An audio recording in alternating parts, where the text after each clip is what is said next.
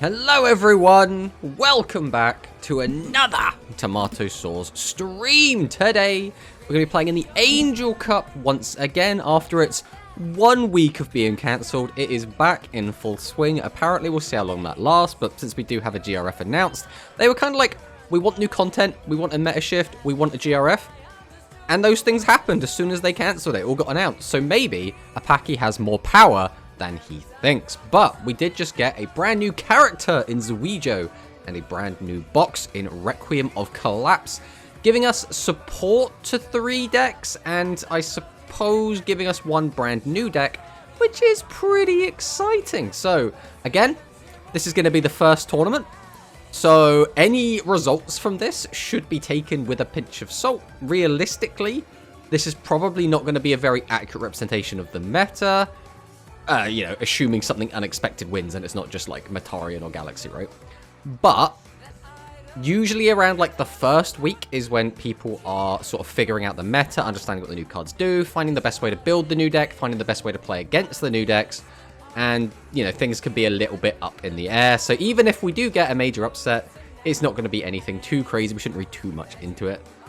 What a way to kill the hype right at the beginning of a new box then. Me just coming out with the disclaimer. But let's see who we got in chat. We have Gunkin Suship Shari. Welcome, welcome. We got Hikari the Goat. Welcome, welcome. Is that Ninjetti Ursus? I expect Hikari and Ursus are both in this tournament. We'll have to have a look in a minute. Grand Harrier, the return of the Goat Cup. So Angel Cup for me, it's not like the best tournament, but it is at a perfect time of day. I am always free midday Thursdays, and I am always like cognitive somewhat midday Thursdays. So I'm not just like half asleep trying to like play this game. So it does kind of benefit me quite a lot. My girlfriend woke me up at 6 AM so I could level Zuwijo before Angel Cup, but didn't quite make it. Ooh, that is a shame, Manicus. I ended up waking up today at, I think, 7, and I managed to start playing Duel Links at about 9. So I've had about 3 hours, and I have leveled Zuwijo up most of the way, like where, you know, progress has been made. So we're feeling pretty good about that. Also, Graham, what time is it for you? 4 AM? Couldn't be me. Couldn't be me. The last time I was up at 4 AM, outside of, like, something, like, bad happening, I suppose, was when, like, an MMO would drop. And, you know, I was always a big MMO kid, so I would always be there for, like, the midnight launch, and we'd be, like, plowing through it all throughout the evening. But that has not been for a long time now. We are very much past that phase in our life at this point. Rumors are circulating Tomato Soul has been overtaken by an ancient evil spirit, and he's playing full power Metarian. Spoiler alert, no, we're not. Seems fair. Dedicated. I spent most of the time shopping for snacks. Well, I mean, that is important. That is important. No care, box name only cards. I mean, we'll see. We'll see what happens. We'll see what happens. Is that Beam in the chat? Well, the last Angel Cup was bait. What happened? Well, it did have an asterisk, right? They did say it was tentatively suspended, right? Indefinitely, because they didn't have a date for it to come back. Now, indefinitely doesn't mean forever. It means we don't have a date. So, like, it can come back whenever it wants, I suppose. Same at least, it's not night for me. I mean, yeah, that's always a benefit, right? So, again, for me, it's literally smack middle of the day. So, like, this is perfect for me. Now, you know, if I had a regular kind of 9 to 5, that would probably cause some issues, right? But because of the way that my job is, I'm very, like, flexible. And I can just kind of, again, just stream and usually not get interrupted. I think the stream has only been interrupted once or maybe twice because of work. So it's been pretty good for that. Morning, everyone. Literally just woke up. Lol. Hello, Kuova. And is that Ray in the chat? Show us the spice. I mean, there's not going to be any spice. We're going to be playing a new deck, but it's not going to be anything like spicy. Is that Dwan? Welcome, Dwan. I assume Dwan's playing this tournament as well. Tomato is a regular. He needs more fiber. I need more fiber. I'm just a very sleepy man. What can I say? When you reach a certain age, at least typically, not all the time, but I find that people tend to wake up a lot earlier and go to bed a lot earlier. It's a weird thing that happens. I guess usually it's because there's stuff that needs to get done in the mornings. And it's just like working around other people. But let me just keep an eye on this. It is now 12 for me, which means the bracket should be revealing itself shortly. We'll keep an eye on it. We'll see what happens. So I believe this is also going to be the wrong Chrome for this. So this going to be right? Nope. This one? Yeah, there we go. That's better. Okay, so when the brackets do get revealed, we should be able to spot them. And now our objective is always, you know, ideally getting as far as possible is nice. But we are primarily just hoping we don't play against, like, people in the chat. We want to play against some, like, Japanese players. It looks like we've got a really good bracket for that. Now, the downside is this bracket does look a little bit tough, but we'll just see how it goes. So let's communicate to our opponent. That should always be our priority.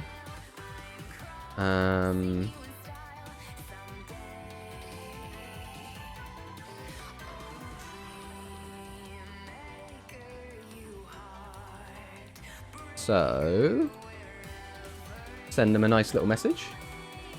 We sent them a dual room code, so now we simply await their arrival. But who do we have here? We have, so our bracket's looking pretty stacked. We have Squid and Whiner. Whiner obviously was a world competitive, so that's kind of spooky. Right, let's see what our opponent's message was. I assume it's just like, yeah, thank you. Yeah. Yes. Okay. Right, he is already in the room. Oh, and we're getting spectated immediately. That's never a good sign. It's the spectator curse. Okay. Well, by the way, we managed to finish this deck literally just before this tournament started. So we had 0 practice games. I maybe could have squeezed in like a game. That's like how tight it was between finishing this deck and being ready for this event. We playing Void Velge? Yes. And by the look of it, we are against the Boogeyman. So, and by the look of this hand, it's probably not going to go well for us, but we will see what we can do. Now, the one saving grace here is that we are going first, which is something, right? Having this stuck in our hand, not the best. Having plenty of spell traps, arguably could be seen as a good thing. Script, so I assume we're going to be sending Reincarnation, then we're just going to be getting the Pot of Greed. Ooh. Arc Turbo Search immediately. That is interesting. That is not what I was expecting. Double Star Chancer here is pretty nice. Now, we don't have any normal monsters, so we can't use our skill. What do we want to do here? We want to put ourselves in a good spot. We could just go for the normal summon of Cataphract immediately. That's probably going to be the line. No matter how we do this, unless we find a second boss monster, it's a little bit awkward anyway. We probably just go for the one piercing attack, I think. I think that makes the most sense. Which would mean we want to maintain as many cards as we can. Although if we don't use Cataphract, then we won't get an opportunity to...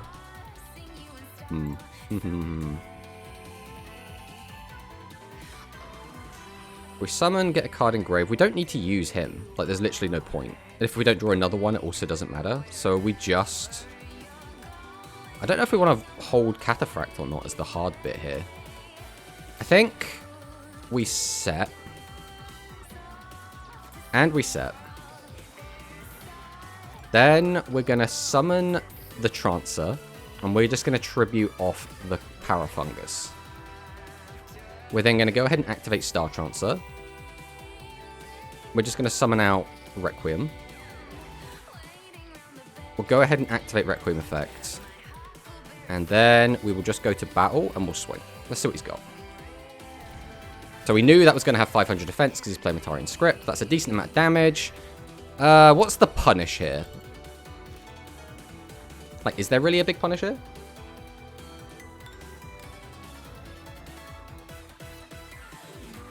Hello to my... Hello is life. Hello Yogi Love. Welcome, welcome. What skill are we using? We're using the what's it called? Dark... Void Destruction is what we're using.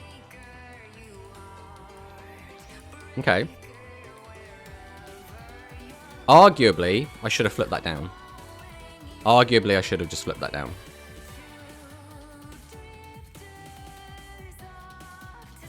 It really depends.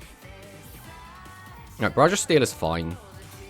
Well, now I wish I flipped it down, but I suppose I did get to protect these. So the problem with the Matarian deck with Terrace is, like, if I could flip that down, and then you could just, like, summon another one, and it's basically done nothing. Like, it's an awkward... This is where I would have used it, but it's gone now. Mind you, would I have even used it here? This is...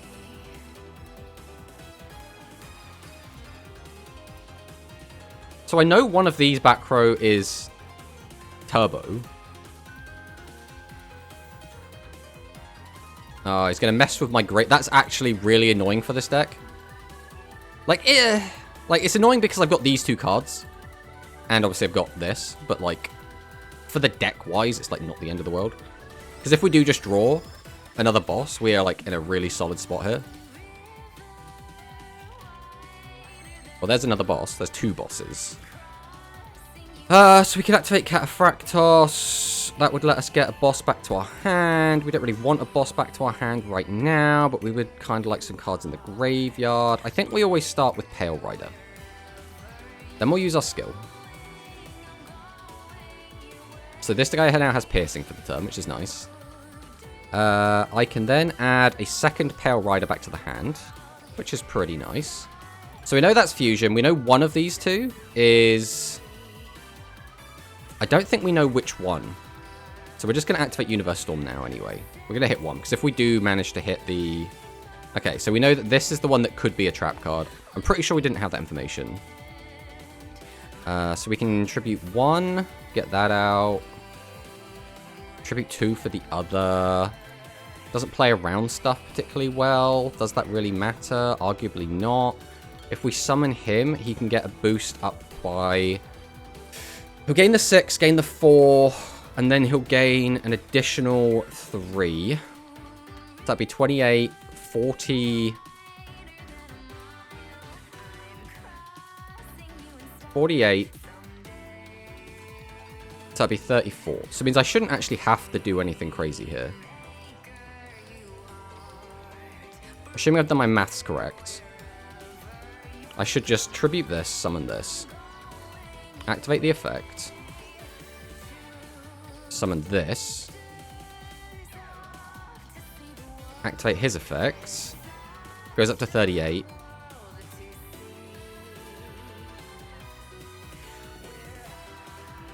Then we go Talismanic Seal Array.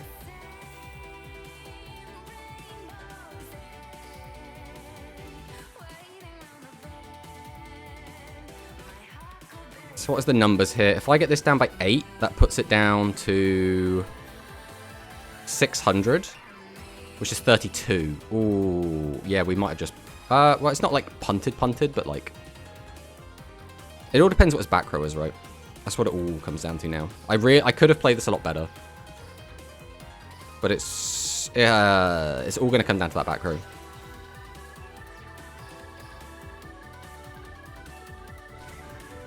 Okay, yeah, we punted that a little bit, but this is our first game with the deck, so we're going to be punting. There will be a few mistakes as we kind of get to grips with it, but it still worked out. We'll save the replay as well, because this will probably make a video. We're going to be making a video about this deck anyway, and, you know, Matarian is a good meta deck, so we'll save that for now. Okay. So far, so good. So far, so good.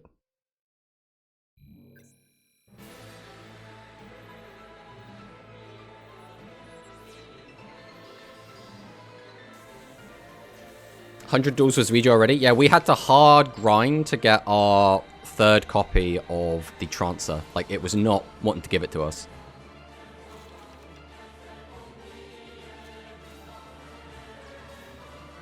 I mean, this hand ain't fantastic, but we could make it better. So we'll summon out Shadow Sentinel. We'll go ahead and activate our skill. Target the Shadow Sentinel so he now has piercing. Then we milled a boss. Do we even want the boss in our hand, is the next question. I don't think having the boss on our hand right now actually helps us. So I think we're going to click no. I think right now, I don't want to overcommit and get absolutely demolished by a TCB combo. Right, he had a delay there.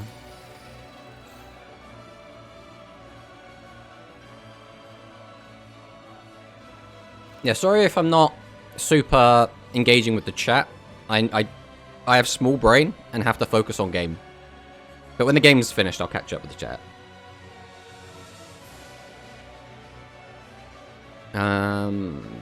Let's see how good that new trap is. I mean, it would have been okay if I got to use it. I think it's arguable with when I used it, it was like, or when I would have used it if it would have been correct or not. That's the piercing one, right? Of course, he hits the monster you want. Oh, you're playing Pot of Avarice. Yeah, Pot of Avarice I think could be pretty good. I'm not necessarily convinced Pot of Avarice is the best way to play this deck. But if the deck does what we want it to, we should be milling a lot. So we'll see how it goes, right? This is kind of, again, we're testing the waters here. We haven't, like, actually tested this at all yet. Oh, so we got rid of one reactor, but he had another one. And he had the monster reincarnation in hand, so he sent that to the graveyard to use his skill. I mean, losing the Avarice, like, it's not the best, but, like, it could have been a lot worse. Fusion. Okay, we're going to make this again. He just really wants to grave hate us, which, again, like, that's not a bad strategy against our deck, I guess, but, like, I feel like we can just keep putting stuff in there and it's not going to matter too much.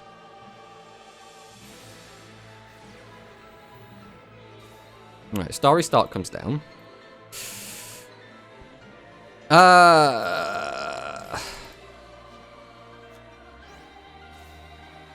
Okay, so bro just had triple actor, basically. He's found half of his actors already. Gets out a Star. Uses the effect to pop one of our monsters. That's fine. That is what sucks, is him just having the... Get the whole hand empty as well. He just couldn't be bricked on anything. Not bricked on spells, not bricked on monsters. Had a perfect curve. This is pretty spooky. We're probably not winning this because we would have to draw exceedingly well to out-double Mitari and Boss Monster here. And we know he has a trap card in those back row because there was a delay, so...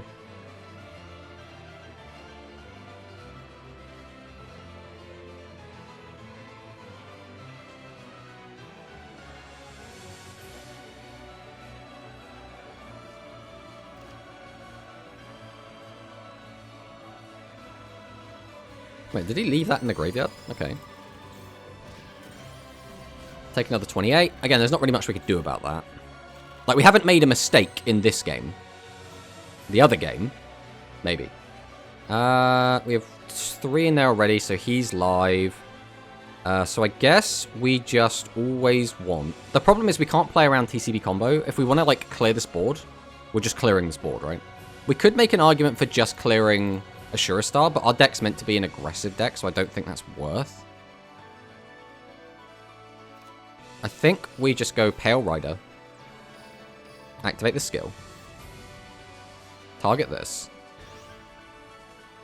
Yeah, we'll grab a Pale Rider back. So now this is the problem, is I know he has a live back row. So I think if we do go aggressive, we're going to get stopped.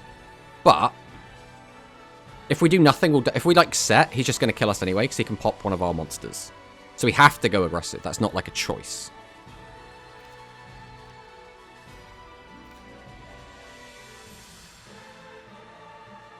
Man, I really needed another boss monster there, but we didn't find one in the mills.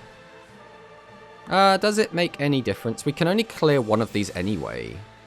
Which means I guess we probably just get rid of this. Because we could clear this, but I don't... No, it could make a big difference. It could make a big difference. We don't need to use this, so we could just hold this. That's at least something. I think I'm going to go for Globule here. I'm going to activate Globule. We're going to put back 1, 2, 3. I mean, arguably, maybe I should have put back the boss, but... Then we're going to tribute this as 2 tributes. summon this boy. I'm just going to activate his effects. We're not going to normal summon the last. We're going to clear this. The problem is we lose to TCB either way. Yeah, he had negate attack anyway. Okay, so we're just dead, right? He pops that, swings over, attacks directly. And that is just lethal. So we can just get out of this game. All right. Yeah, unfortunately, we had nothing to do. Like, no matter what we did, we lost to negate attack. So, like, I don't think it mattered. We had to make sure we remember to record that replay as well, actually. I want that replay. I'd have to, like, go back and watch the replay, but I'm pretty sure there was nothing we could do there. If we just set 3, we die. If we summon 1 monster face up, we die. We maybe could have survived. We would have taken 300 plus a direct... No, because then he just uses the imaginary arc. No, we just die.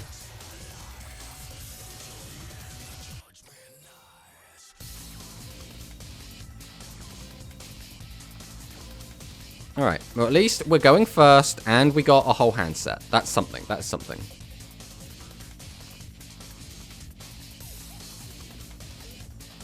I really want to catch up with chat, but like... trying to panic do it during my opponent's turn is a bit of a nightmare. Is that Marco in the chat? Hello, hello. Just comes in, just drops bad streamer and leaves.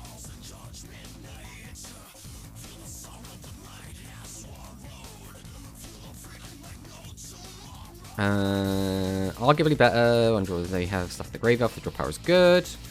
Wouldn't that be the Requiem? 100 not Requiem summons. Soon you'll have like 8. Oh, that's just a horrible hand. I mean, it's going to happen, right? Missed end of game 1. Did he win? Yeah. How are you doing today? And while I'm at it, how's chat? I mean, I'm doing okay. I hope chat's doing okay. This is a very strong hand. If we get lucky, we could just win. We got 2 back row hate. We got Pale Rider, which we can just flip up now. Let's drop the Universal Storm. See what we get. Let's hit this one. Let's go again. Okay, that's good. We'll go ahead and activate Void Destruction. Target. Oh, do we want another boss monster in our hand? I think we always do with this hand.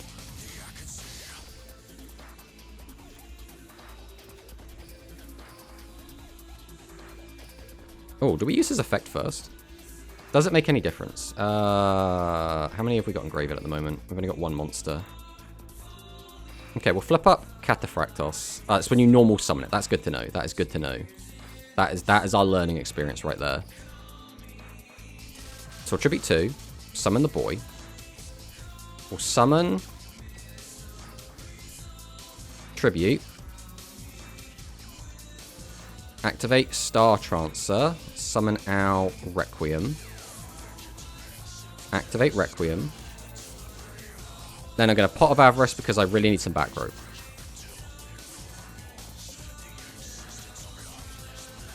Oh, I should have put back one of the Parashrooms, actually. That's fine. Would you look at that? Alright, so now we go battle, and if he just doesn't have anything... Ah! So he opened on turn 1 both of his trap cards, and he got to keep the better one. That's unfortunate. Most of the time, we would have just won the game there. Now, we still have good back row, so arguably we're going to be fine. But it depends on how much he can do here. Because if he's just able to make double... Right, TCB is fine. Because TCB incentivizes that he might not do something annoying, right? But no, if he just goes for the double pop with Vritra...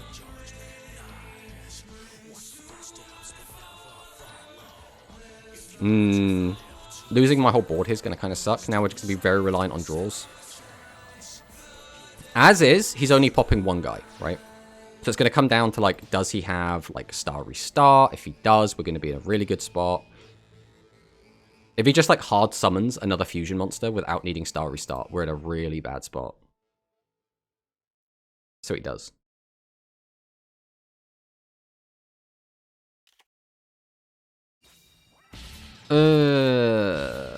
That is the worst possible situation, because now we lose both of our bosses, so we are entirely dependent on the draws.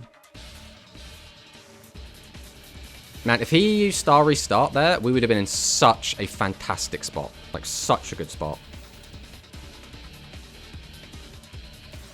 I mean, we might still be fine, but we are reliant on our 4 top decks. That's the problem.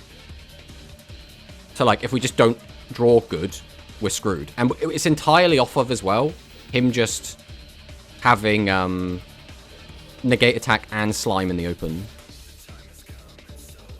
He's already used 2 back row hate. I think we let him hit us here. Like, he's not going to burn us, and we're not dead. So I think we just don't care. You can put Parachute back in my deck if you want, mate. I don't mind.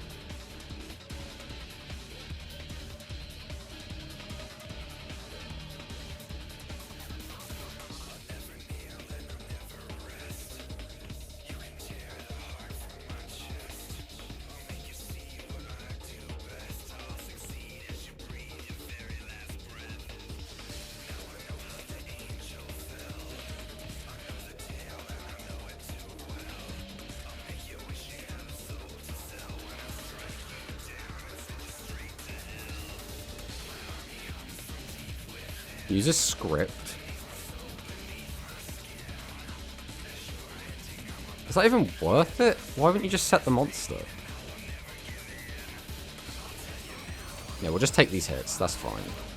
We might get punished if, like, he draws his last back row hate, or if he's able to make a Shura Star, but, like...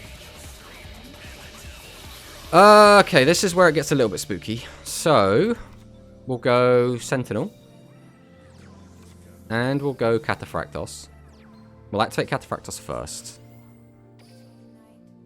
And then I'm going to add back Requiem. So that's so far so good. Now we're going to activate our skill.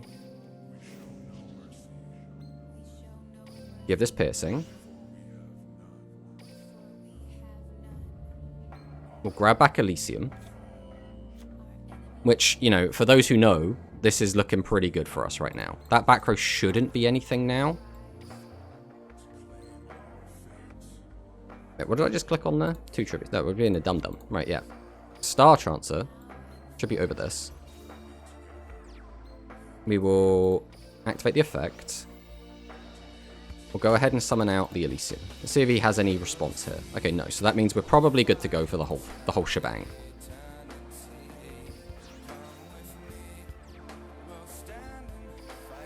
Star Transfer effect. We'll bring out Requiem. Summon out Sentinel. Oh, I need to send a card off my hand? I don't think that makes a difference. We would have gained 500, but we would have lost 1,500, right? So that would have just been worse overall. So, like, flipping it down wouldn't have mattered. Then we get rid of the important one first. We'll get rid of this.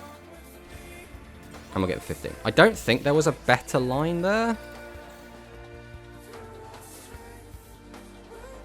The back row is Arc Turbo. Thank you, Grave. My short-term memory is absolutely garbage when I'm, like, not super locked in. Yeah, we know exactly what that is. So now it just comes down to, is he going to get lucky, basically? Right, Star Restart comes down.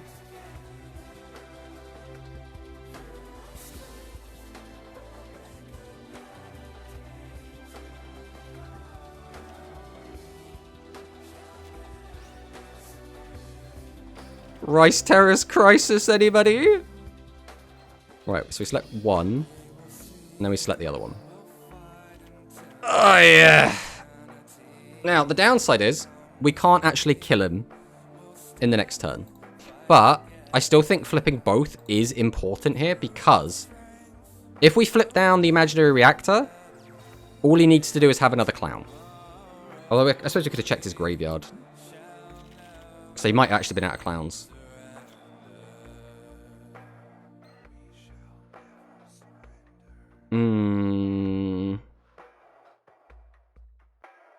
Realistically, I don't think it's worth milling here. We're also, like, really running out of cards to actually get back as well. Uh, if we don't mill, we don't put on a clock. The clock is 3 turns, and we're not going to survive 3 turns. That's the other issue. So, like, actually, that was really stupid. Oh,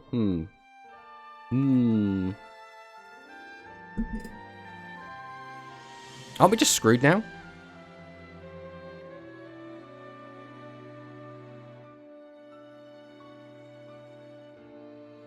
Are we just dead?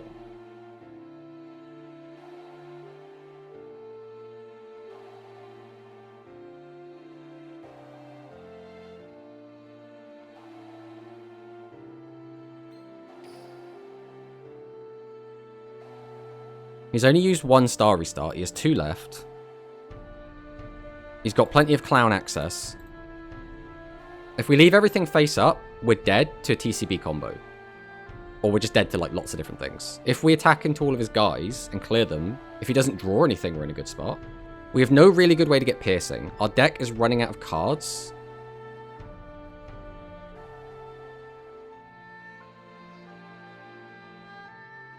I think we're just fucked. How many beam in graveyard? 1, 2. 2 bits. He might only be on 2. I think we just have to go to battle either way. But I don't think it's worth milling when we've only got 6 cards left in deck. The problem is now he can just make, like, Ashura, pop the back row. We've only got the 1 back row, so we can't even, like, luck into keeping our good trap card. I feel like all he needs to do, with 3 back row, it should be very easy for him to clear what we've got, and then we're just dead. The other problem is that he has Arc Turbo back there, so he can make Ashura Star, pop our back row, then summon out, or then use the Arc Turbo, boost its attack up to 43, and then attack over our 15, and there's nothing we can do about it. There's just nothing we can do about it. Should have left Reactor so he had a dead card. But how does that help? Like, how does that actually help?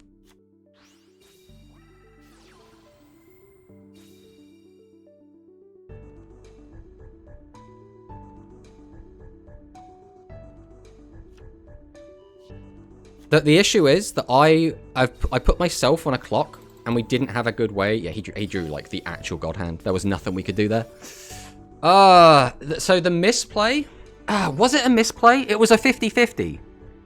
So we could have won if we left one of his guys face up when we used Terror Secure. But the problem is, without knowing what the rest of his hand was, we just had to guess which one was the correct one to flip down. So, like,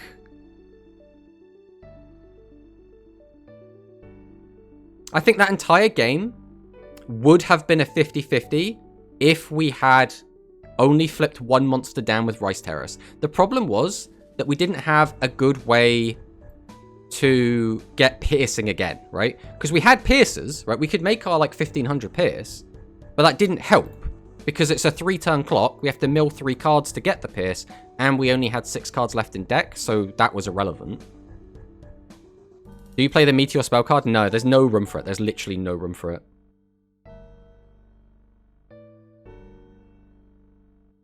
Yeah, I don't...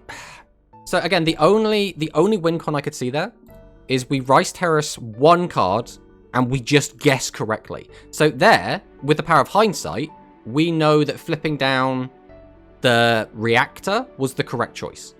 But he still had only used 2 regular actors, because then he had 2 in the graveyard, which meant he still had access to 1. So it would have been like, is he just got the actor in hand, or has he just got a non-actor in hand? Now, like, statistically, we would have assumed he didn't have the actor, so we would have flipped down the reactor.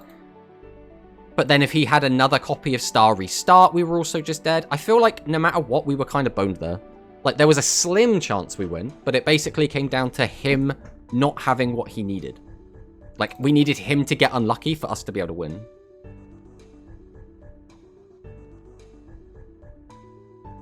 Because he can't make 2 fusions. It doesn't matter, though, because we're dead to 1 fusion. So it's irrelevant if we stop him from trying to make 2 fusions. Like, that doesn't do anything. That literally doesn't help. First tournament, new deck teething problems, that happens. Yeah, but the problem is, I don't think we could have won outside of us getting lucky and him getting unlucky in that third game. That game 2, we had no chance at all. I stand by, we made no mistakes in game 2. We just didn't have it. Game 1, it felt very dominant, but that's just because, you know, I mean, to be fair, again, the reason we lost that game 3 initially was because he opened Negate Attack and Slime. If he didn't open Negate Attack and Slime, we would have won on, like, turn 3 anyway, right? We need Void Veil. I don't think that would have even helped, because, like, the way we get Piercing is we either use the skill or we use Star Transfer. We had access to a Star Transfer, but we didn't have anything big to give the boost to, so we couldn't put it on a Requiem or Elysium. So, like, there was not really a lot we could do. Interesting games, at least. Game 2 would have been a win if he hadn't opened so well. Yeah, game 2 was absolutely just messed up. We had no chance in game 2. Game 3, again, we had a good shot there. Alright, we'll save that one. I don't think we need to save the other one. But, all things considered, the deck did okay. Again, if he didn't absolutely sack by opening both traps on his first turn, we would have just won immediately, which just goes to show how much damage this deck can put out. Crisis is such a weird trap, though. I don't know.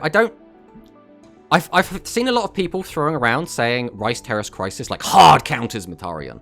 I think Rice Terrace Crisis is okay against Metarion, but it's very situational. It requires your opponent to misplay. It requires a lot of things to go right. But let's check in and see how things are looking.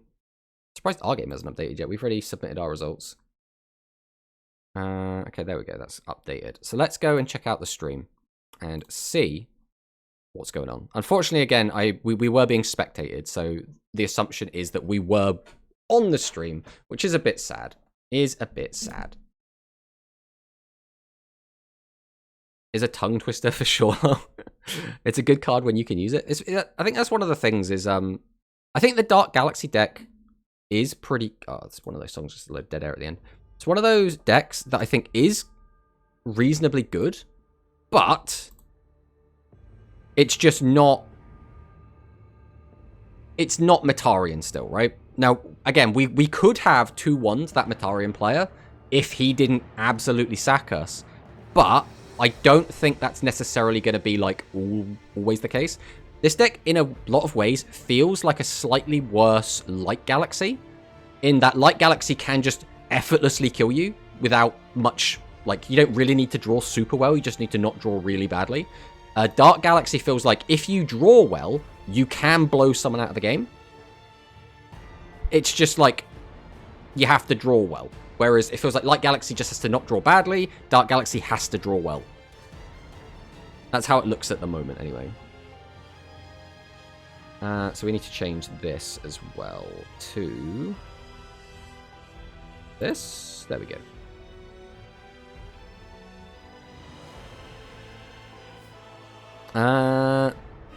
They couldn't have just given us a reasonably strong, simple trap. Well, the problem is that there aren't many in the game.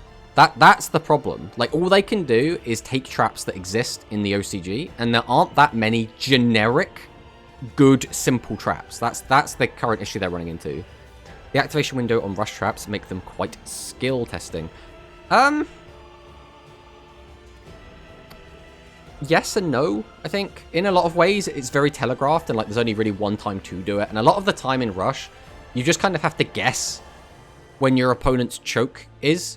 Because, like, if you're playing against, like, a deck in Speed, right? Your opponent's going to be comboing off. They're going to be doing the same sort of links. You know what their extenders are going to be.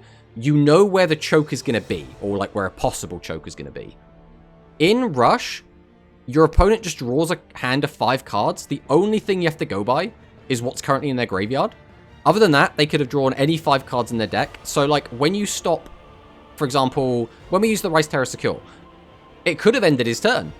If he didn't have another monster in hand, period, we would have got a direct attack and won the duel. But because he had another monster, it messed us up. Then if we flip down the wrong of the 2 monsters, we also get punished because he still gets to make a fusion play and he still gets to out our board. So, like, it's so awkward. It's so very awkward. But let's go back and check out some of the chat that we had. Imagine it's Crisis. We were trying to play around it. Tomato got dementia. Always. Always, Mongus. Always. Has to restart. Trap. 3 fusion in graveyard. I thought you only had 2 fusion in graveyard at that point. Brutal. You don't... Oh, no, we're totally playing Tracer. At least we have the Trap showcase clip. I mean, there is that. Dark Galaxy is so beans. I mean, kind of, Murata, kind of. I think it's probably... I would... At this very early stage, I would still say Dark Galaxy has the most potential to break into the meta out of all of the new decks. Now, speaking of which, looks like we're going to be watching that exact matchup again. I always find it... Now, alright. It's a competitive setting. There is prize money on the line. People should also play whatever decks they want to play. People should also play the best decks if they think that what they're going for is prize money. And by people playing meta decks into the newer decks, it also lets you test the newer decks in a better, like, environment, right? But still, whenever someone brings, like, the tier 0 deck to the new box tournament, effectively, it's always like, what are you doing? Well, you no fun allowed. It's the fun police. It's the Metarians. They're back again. It's like, come on, bro. Come on, bro.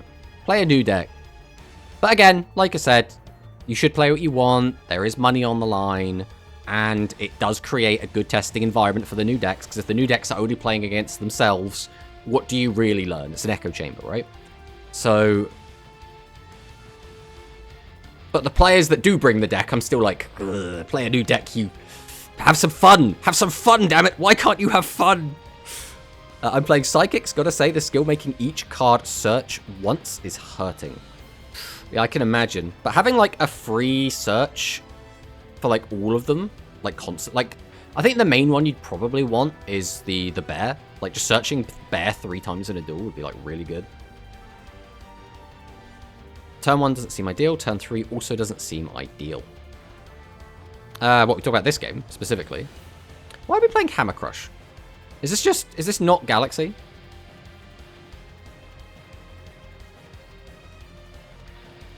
We just won't like you as much today, lol. Yeah, play new decks. So how does Dark Galaxy deck list look like? I mean, we can show it when we're between games. We can show you, like, our list at the moment. The deck's, like, again, the deck's, like, fine. It doesn't feel, like, weak. The deck gets, like, a decent amount of plussing and, like, pseudo-plussing, where, like, you get discounts on stuff. Like, it feels quite reasonable.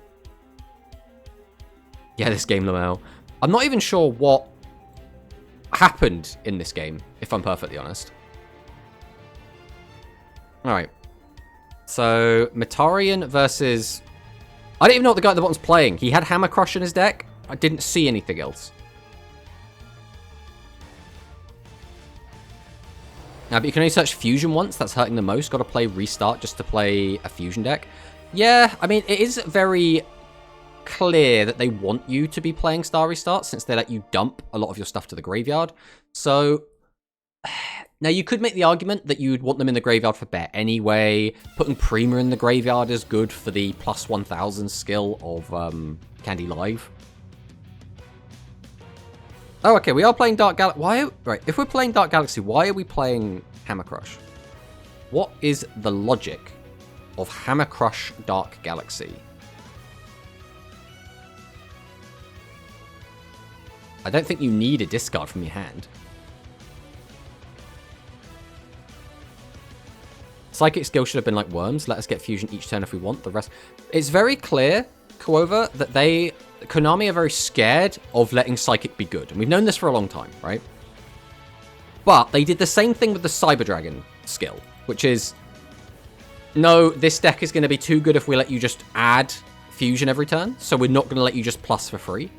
So I would make the argument that the reason they've done it like this is because you don't have to use a double tribute monster. So they were like, okay, for all of these other Fusion decks, you have to... You know, you have to, like, tribute 2 monsters, summon out a guy, then we summon out another guy, then we use the Fusion. We'll make that a little bit easier. We'll take one of those cards away from the equation. But for the Psychic Fusion, you only have to normal summon one guy, tribute over that guy to summon out Psychic Upper, then summon another guy in Fuse. So you're already kind of discounted by one.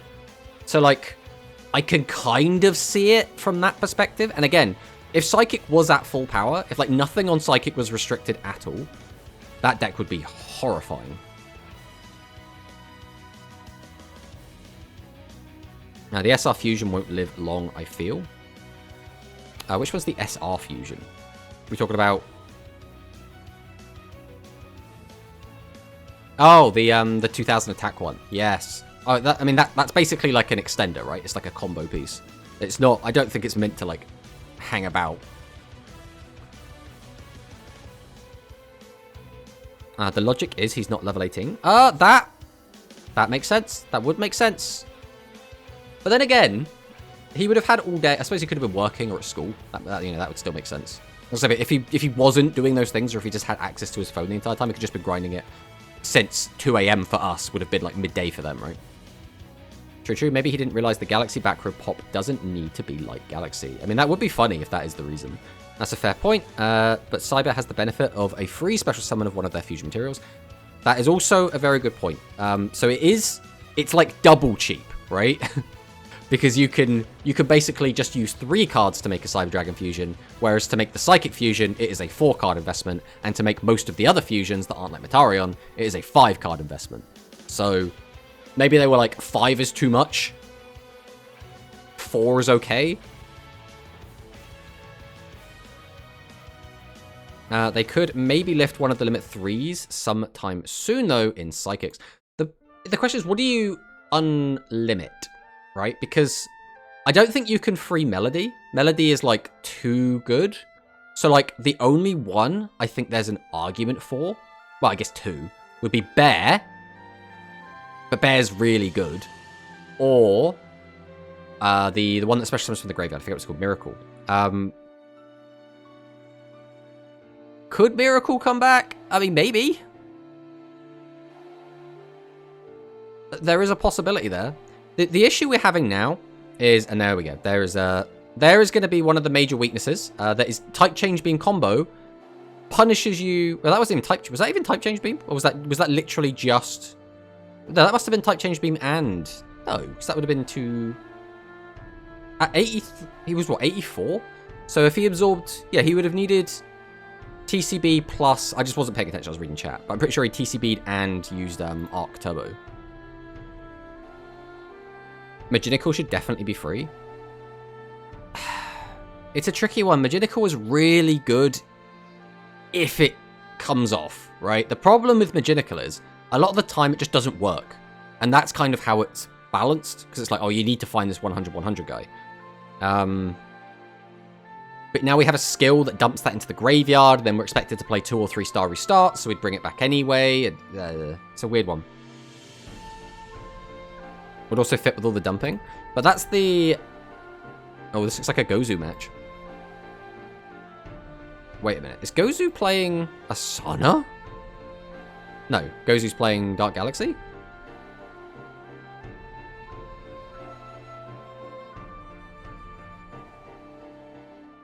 Okay. Well, anyone that knows Gozu, or knows of Gozu, should know that he is the kind of player that will always play what he considers to be the best deck in the game. Is Gozu here? Where is Gozu? Am I blind? I might be blind. There it is. Oh, Gozu already got knocked out. Who is this then? Is this... Oh, is this Yuke? Is that Yuke's name? Is that Yuke? Yeah, it is. That's Yuke. Okay. We got there. We found out it's not Gozu. It is Yuke. That's why we have a base deck. And we actually get to see 2 cool new decks playing against each other, guys. Oh my god. It's not Metarion. It's the first not Metarion game of the day. Good morning. Hello, Icy. How'd your pools go? Really bad. We had to go down to the very last pack the first time through. The second time through, we went down to the 3rd to last pack. And the 4th time through, we went down to the very last pack. So... not great, if we're being honest. Konami did not see fit to spare any of our gems. They let us keep like 150. But shit happens, right? Shit happens. Maginical will make the old psychic skill broken? Yeah, I mean, that's always the issue, right? They're spinning so many plates to try and keep everything completely fine. But right now, we should also do an exclamation mark icy. Let's hit him with the exclamation mark icy in the chat. There we go. I only kept 5k. Well, I mean, at least you have 5k, bro. Worm Sesso! I tried it and looked kind of mid. I think the worm skill has potential. But we're going to have to really, I think, get the build perfect. I don't think there's room for chaff. We're going to have to, like, really get this build right for it to do anything. I think Maginical should be limit 2 and remove check from the list. No, we cannot remove check from the list. We cannot remove check from the... I'm sorry. I know you want check back. Check is too good. That card is actually insane. Murphy's Law, Homeland. Is this Angel Cup? Yes, this is Angel Cup, Giorfio. Hello, Mr. Tomato. Hello, Sakadetsu. Happy new box day. Happy new box day. Way. Would the old psychic skill being broken really matter at this point? Would it realistically make it tier 1? It would, at the very least, make it a tier 3. Possibly a tier 2. And I think that is still impactful. You don't have to be the best deck in the game to be relevant in the meta, right? The issue is, right now, we have like a standalone tier 1 deck as Metarion. So, like, the tiers are all kind of scuffed. Because the way I have it right now is it's Metarion tier 1, tier 2 is just like Galaxy, and then tier 3 is basically just Cyber Dragon, and maybe like some other bits and bobs, right? Those 3 decks are so far ahead of everything else. I mean, okay, so we do see Worms take down Dark Galaxy. Now, unfortunately, we have seen 3 Dark Galaxy lose so far. So that's not a great showing for Dark Galaxy in their debut tournament. But, to be fair, again, we would have won if our opponent didn't sack, okay? We all agreed, right? No matter what anyone says, guys, us in chat have agreed that I didn't make any mistakes. I just got unlucky, right, guys? Right? You've all got my back, right? Damn, I thought they didn't do it anymore. I would have joined. Yeah, they basically, this is the first one they've done. They only basically took a week off, funnily enough. So 5 accounts has almost... Ooh. Let's go. My Metarian opponent is out of Fusion and Starry Star all in the grave. Nice one. Let's kick all the Metarian out of the tournament. I think that would actually be neat. In ladder, I got cooked by Dark Galaxy. Dark Galaxy, if you get a reasonable hand, is actually insane, right? You get so much like plussing and pseudo-plussing. You can make such a big attack board and give like a chunk of it piercing. The only real issue I have with Dark Galaxy is you can kind of run out of piercing because you need to like get your recyclers online, which sometimes will be easy, sometimes won't. And then the other like mild thing is if you're put in a situation where you don't want to overextend because, for example, you're worried about TCB combo, your push every turn is kind of weak. Because you can summon, like, for example, Requiem, right? You could boost Requiem with... You can summon Star Trance to get out Requiem, use Requiem effect, goes up to 32, and then pierce over something, and then you lose piercing the following turn. So it's just, like, worse Innovator, I guess. So, like, if you're put in that situation, Dark Galaxy feels kind of ass. But, like, you still can technically play on that axis, right? Go, Worms, go. Worm are back. Yeah, Worm just got some new cards. Welcome on in, Desmume. That deck is Mirror Innovator 2.0. I didn't think about Ghost Cyclone. It's worse Innovator, but with a better engine. Yes, I think that is the best way to look at it. The biggest problem that the machine deck has always had is its lack of plussing, which is why it had some life breathed into it with the release of Reactor, because that now means the deck can occasionally get a +2, which is really, really strong. So Dark Galaxy is like, okay, we don't do that as well, because it's not all contained in one guy, but we have tons of plussing, right? The skill can give you a plus every turn. The Globule is effectively a plus. You can play Parashroom if you want, which is effectively a plus. You can play Cataphractos, which is a plus. There's so much plussing and pseudo-plussing in the deck that you can just keep the engine going and going and going, and it can feel really, really good when that happens. And there we go. There is Dark Galaxy killing. Obviously, a big part of that was the Tribute to the Doomed. So Tribute to the Doomed showing that it's still really nice. Because the skill is Chaos Femtron? Yeah, basically exactly that. Well, work went fast. Well, that's good. So overall thoughts, this box is weird. This box has potential. I don't think any of the decks in this box are going to dethrone Metarian or Light Galaxy. I think there is an argument that Cyber Dragon might get dethroned as the third best deck. That's kind of where I see the potential of the decks at the moment. It's still early days. We still have to do a lot more testing. We still have to get a lot more tournament results. My early prediction is probably nothing's going to overtake Light Galaxy, but could overtake Cyber Dragon. That's how I'm looking at it. The other level 4 is also a +1 sometimes. Which, are we talking about Cataphractos or are we talking about Parashroom? Because I think both of them are pretty good. MGS is kind of on my watch list at the mo. I think it's a really good deck. Machine Good Stuff is really good. The issue Machine Good Stuff has is you play so many high levels, occasionally you just brick. But I guess you could make that argument for Dark Galaxy as well. So Dark Galaxy has a lot more ways to discount stuff. So, yeah. Why Sidra? Are people running the new trap? Yes, we have been seeing that a little bit. Why Sidra? Just because Sidra is like, it's not a bad deck, but it's always like playing third fiddle. It always felt like Sidra is a power level below Light Galaxy, and I feel like that's around the power level that these other decks feel. Specifically, the Dark Galaxy and maybe Worm. Worm feels like it's a little bit weaker, but out of all three, at the moment, Psychic feels like it's the weakest. But like, Psychic being the weakest still means it's like on par with like Spellcaster Fusion, right? Which are still like playable decks, right? Assault is pretty good. Yeah, Assault is generally really good. I mean, Cyber Dragon is a fantastic deck right now. Like, right now, it's the third best deck, like, going by, like, tournament results.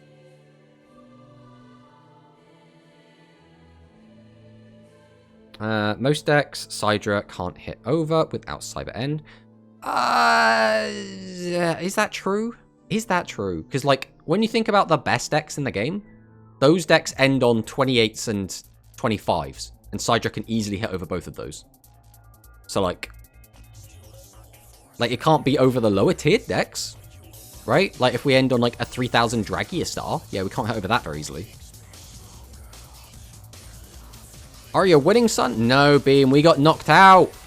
We won our game 1 in a such powerful fashion. Game 2, we got absolutely destroyed. And then game 3, we lost because we had 2 back row hate. We popped 2 of our opponent's back row and we hit a Slime.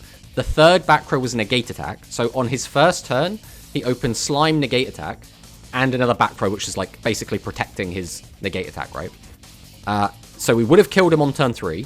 And then we had a 50-50 that we didn't take, which meant we could have won the game later and we punted it. But it was good to know. We learned a lot from that game 3. But again, we would have won on turn 3 if our opponent didn't sack us. So that's our tournament experience. I'm kind of sad that Zuwijo and Yuga don't have a line. Well, even when you go against Udius as Zuwijo, he just says Zuwijo ... and that's it. It's like, oh, okay. Now, I wanted to try Dark Galaxy, but I didn't have enough gems and time to farm the character. Yeah, I just went ham farming the character this morning. Come on, Worms, you are more cool than Galaxy. I think both of these decks are actually really cool. Like, aesthetically and, well, that's a seppuku, if we've ever seen one. Both aesthetically and the way they play, I think both these decks are cool. It's just Worm that ends on 3k. But, you know, Dragia Star ends on 3k. If they had the field spell, they can be stronger. I mean, yeah, you'd be on 34, which is, like, not bad. I mean, if we really just learned to Gamba. Really just learned to Gamba. What we learned is not to flip both monsters down with Rice Terror Secure when we're in that exact situation. Because in my mind, I went, okay, he could have either of the others. I'll flip both down, then he cannot fusion summon. And then after the fact, we were like, oh, I have no way to actually beat through this. I could have got 1,000 damage in on his 2,900 life points and milled myself to death. So, from that perspective, that was a learning experience, right? I know worms don't have enough at +1. Yeah, that's always the big issue. You can use Mixer, but then that's just like hella Gamba, right? Putting cards in the graveyard is like fine, but you really want that draw from Mixer, which is just like so difficult to get. Give up, Rush. Just waste your time. Smarter with Speed Ladder. Hello, Kim friend. Welcome, welcome. Even the limit 3 guy discards one. Yeah, that. Right, so that I said this during a character draft that me and Alex did a while back, which was. Oh, you want to show the deck list? Yeah, we can show the deck list.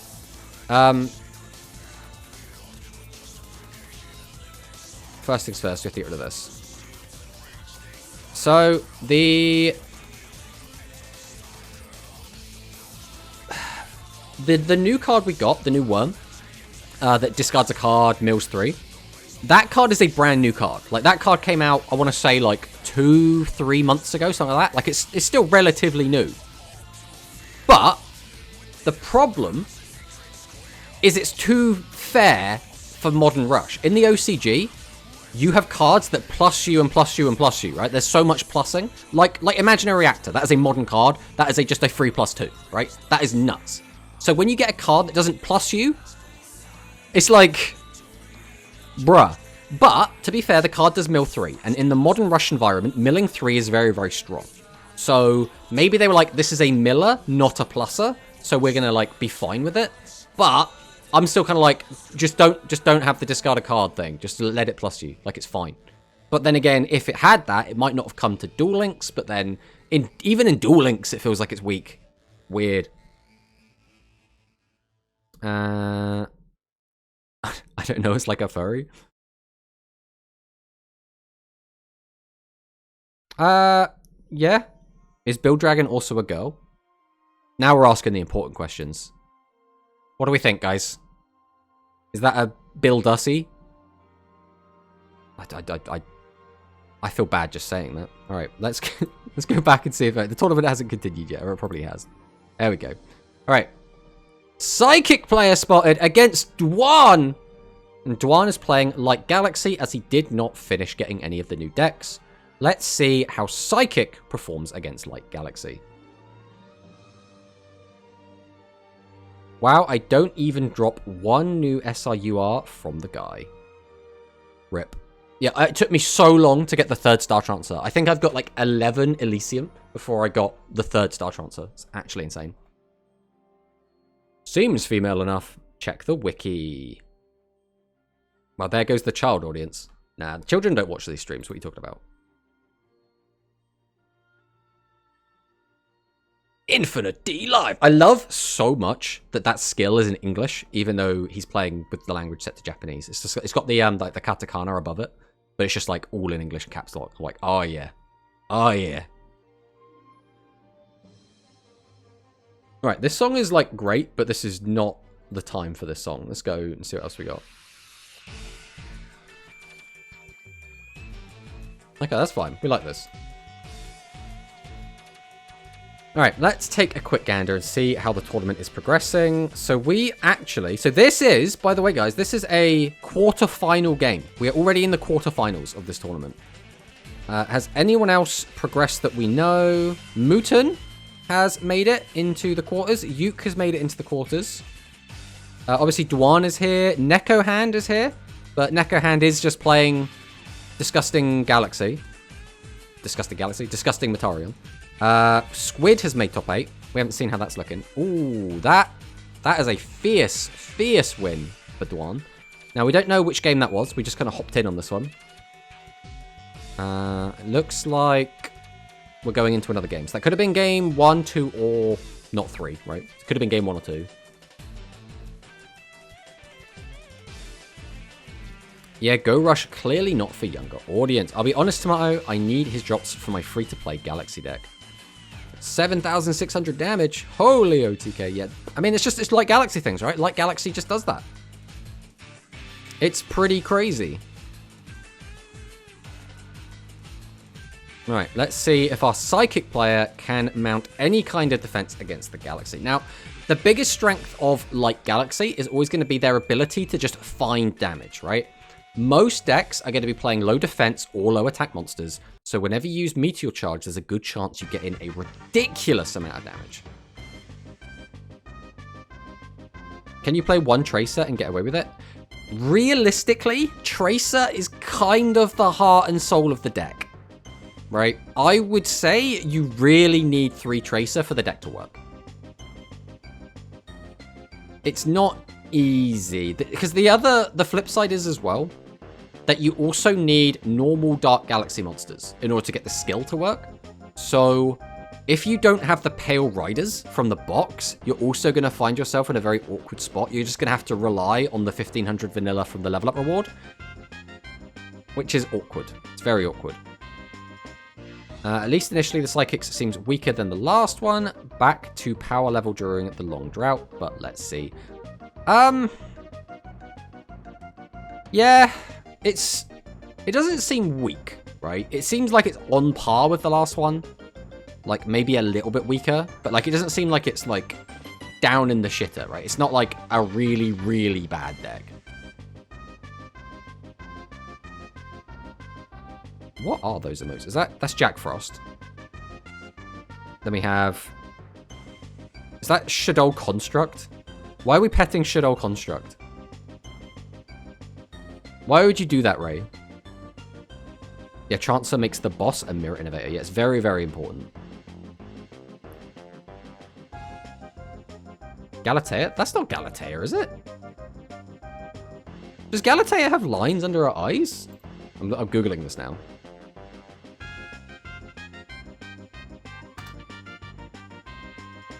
I need to know. I need to know. Oh my god, Galatea has lines under her eyes, guys. That's legit Galatea. What does Construct look like? Construct, like, looks kind of stupid, right? Yeah, it looks nothing like... Construct looks nothing like that. I don't know why I thought it was Construct. Because Quantum simps for her. Galatea, Construct, and Gem Knight Lapis are all the same monster in the lore, I think. Well, that's good to know. I don't know about the lore. Oh, no, Dwan! I kind of missed that because I was too busy Googling Construct and Galatea. But, so that was game 2. So we're going into game 3. We're going to game 3.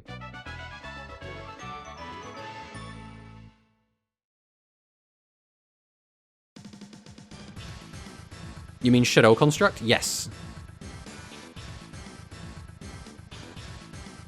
Alright. So, 1-1 for the Light Galaxy and the brand new Psychic Fusion. Let's see what happens. We are summoning the Amuzi Performer. We go for the Gamba. Then we tribute to summon out the Psychic Upper because we don't want a brick in our hand. We do gain the 800. We do leave an 18 in attack mode. But you can already see the issue, right? If Dwan is able to make a big push here, what he could do is change this to defense and pierce over it because it only has 0 defense. Now, I don't think you would in this situation because you'd rather flip up one of the other ones. But that's only depending on if we get 3 monsters on the field. We'll have to see what he actually has. And he might just not have Meteor Charge as well.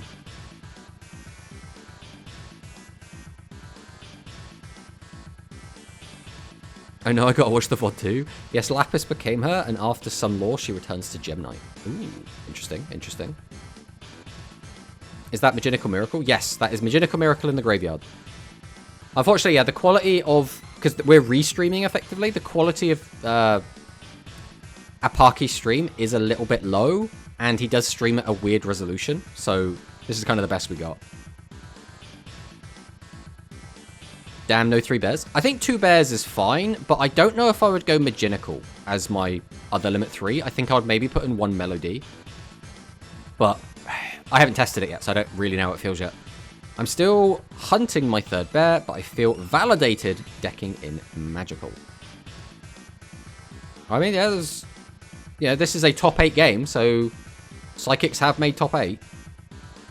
Oh no, Mutin got knocked out! Which does mean Dwan is our last bastion of hope. We need Dwan to win. But that would mean knocking out possibly the only Psychic left in the tournament. New Psychic is a bear with ice, basically an SSO. I mean, yeah. Ursa is Ursa is just Japanese for bear, so you can send Prima, so it's tempting. Oh, I mean, yeah. But I think the whole point of sending Prima is that you're supposed to use... You make Candy Live, then you use Candy Live's second effect to just summon Prima back to the field after gaining 1,000 life points. Worth the sacrifice by Psychic. Well, there goes Widespread Ruin. Fusion! Here we go.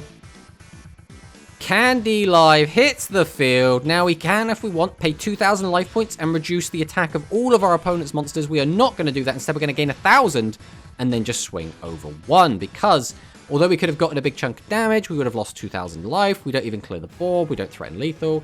Krusty Camp... Alright, I appreciate you coming in here, Krusty, and dropping all these subs. I do appreciate it, but you don't have to every stream, my friend. Like, I feel bad. I feel like I'm taking advantage of you. But I do really appreciate the subs. Let's see who got them. Sakadetsu got one. Kim Friend got one. We got Mazakala. I don't recognize Savers or Diolima, so they might be lurkers. But, still, hope everyone enjoys their new sub. You get to use my shitty emotes. Whereas making a level 5 or higher to use for Melody might not always be possible. I mean, that's very true. But I hope you're having a lovely day, Krusty. You've just made my day a lot better.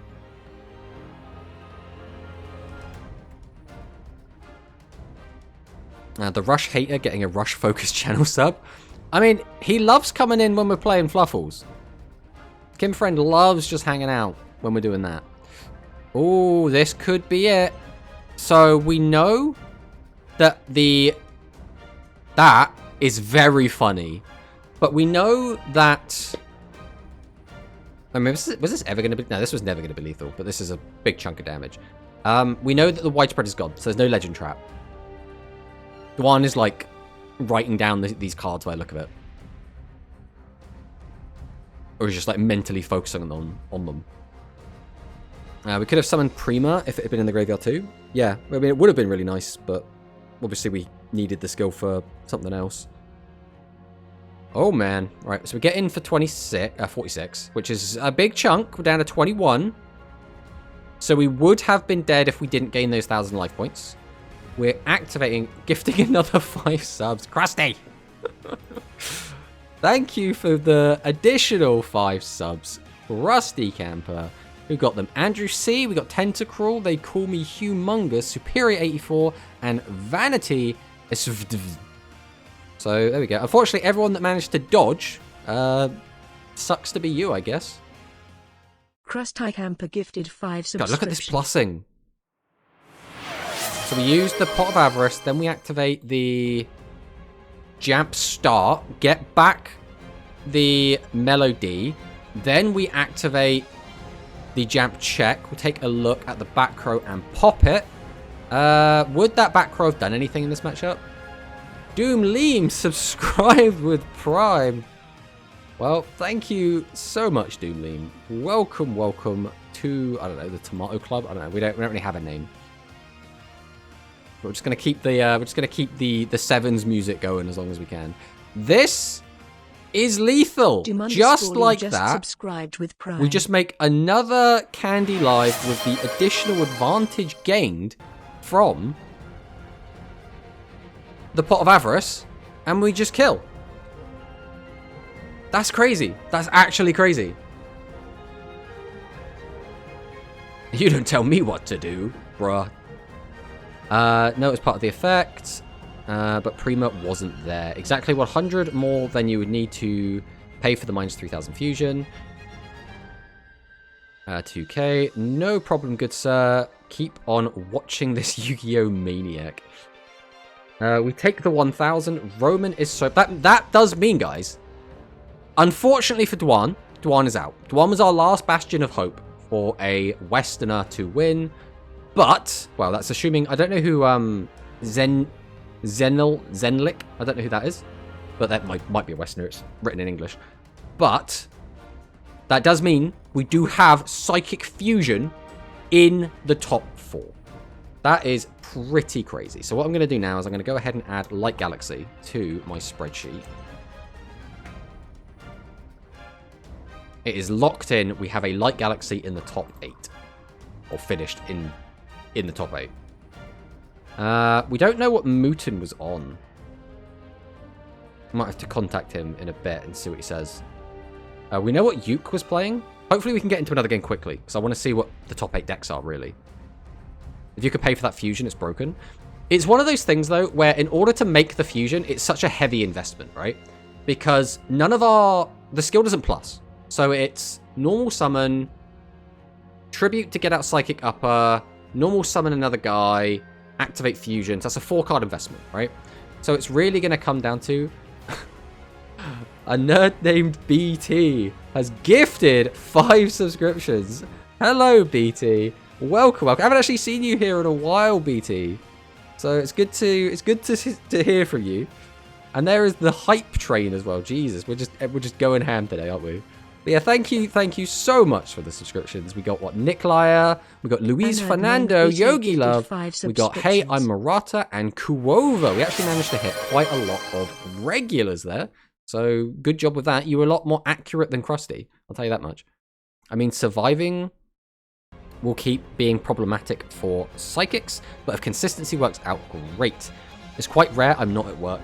It's always a shame. It's a weird one because like my stream times also change like with Angel Cup, so like it's kind of all over the place as well. But this new meta, very exciting, right? We've like I said. First week, pinch of salt, right? Not all of these results are going to be necessarily representative of the actual meta, but having a Psychic make top 4 in their debut is still pretty cool. But yeah, what were we saying? It's a 4-card investment to get out Candy live. Depending if we had other cards on the field at the start of the turn, it's not easy to build a big board and then push through 3 monsters. So it punishes your opponent for overextending, because if they leave 3 monsters in attack, sure, minus 9,000 to your board. That's great. But the problem there, Krusty Camper gifted a tier 1 subscription to Ray. There it is. Ray, who did manage to dodge, unfortunately did get sniped in the end. Hello, Dwan. Welcome back. Unfortunately, yeah, we did watch your descent. Which was a big shame. Big shame. Because we were all rooting for you. So who's this? This is Yuke versus his opponent. I don't know if we know Yuke's opponent or not. I don't recognize the icon. But this is a Dark Galaxy mirror, which means there is going to be a Dark Galaxy in the top 4. And that also does mean that a Dark Galaxy does finish in the top 8. So that's pretty cool. Let's go, Sora! Thank you, my dude. Okay, back to work to earn more subs. I mean money. Yeah, thanks for stopping by, Camp Krusty. We really do appreciate it.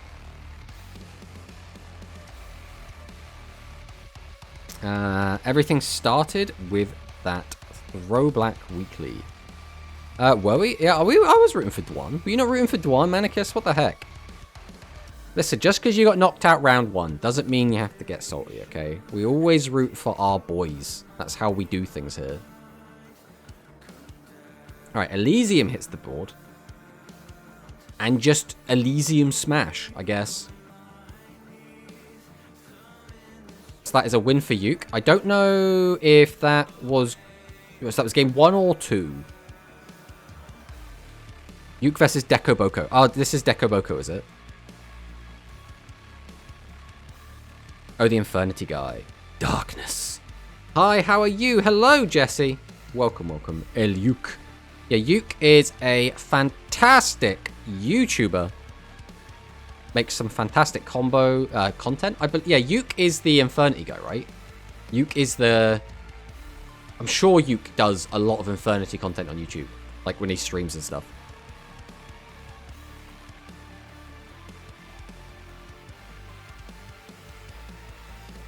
Can't take a bigger L than one from Elysium. Yeah, Elysium is a weird one. I don't think Elysium is that great of a card, but I think you play it just to gain value, right? You just want a double tribute Dark Galaxy, and it's like the best one we have that isn't Requiem.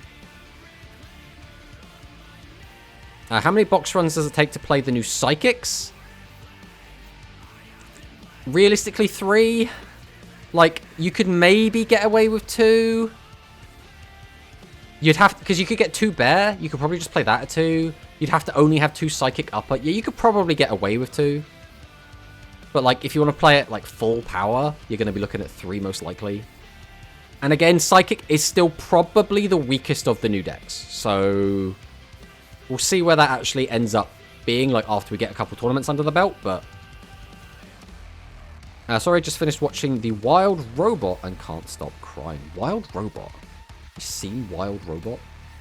Let's have a look. No, I've not seen this. What is this, like a new Disney film or something? It's giving me, like, Iron Giant meets, like, B-Max from Big Hero... Big Hero 6? Is that what it's called, the movie? We have a hype chest. Oh my god. Let's open our hype chest. What's going to be inside it? We got a new hype emote, guys. Look at that. That's crazy. I still don't understand how Twitch works. Voidveil's Requiem set in the back row. Yeah, he used to cook so many combos with Infernity. Basically, no choice until we get a third guy. Yeah, basically, right. The thing is, if we get, like, Hecaton Chair, I don't think you'd play Hecaton Chair over Elysium. So, like, and we probably will get Hecaton Chair as, like, the next one. Choo-choo. Yeah, it's a new Disney movie. Iron Giant meets global warming. Okay. Twitch doesn't know how Twitch works. What top is this? This is top 8. We are currently in top 8. The winner of this will advance to the semi-finals and play against Zenlik. And in the other half of the bracket, we have Squid versus Neko Hand in top 8. And the winner of that will play against the Psychic player.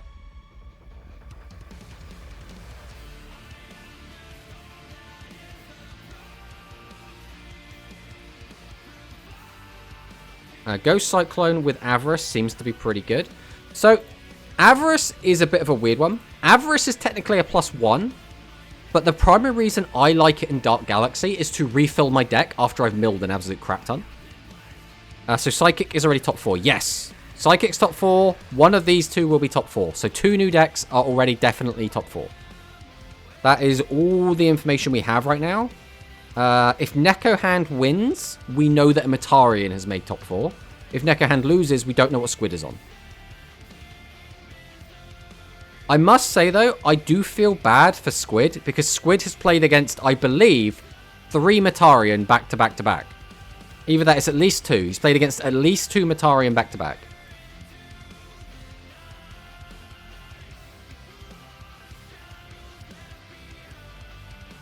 So the problem here is Dekoboko could draw so many different combinations of cards that just win him the game. Like, so many. Especially if that back row's nothing. This should just be Dekoboko's game. But we'll see. We'll see what happens. Because this is pretty nuts. Like, depending on what you draw with this deck, like with Dark Galaxy, it can just pop off so hard. All he needs is a normal monster, and he gets to mill 3 and dig for a boss or another Star Transfer, which also sets him up so well. And there's the normal monster, so now we're going to be digging. Oh, we really wanted that Universal Storm. Oh, did we hit nothing? We hit Legend Trap. Oh, no, we didn't. That was the other end of the thing. So we did hit a 1600 vanilla. So we are going to add the Pale Rider, which is good.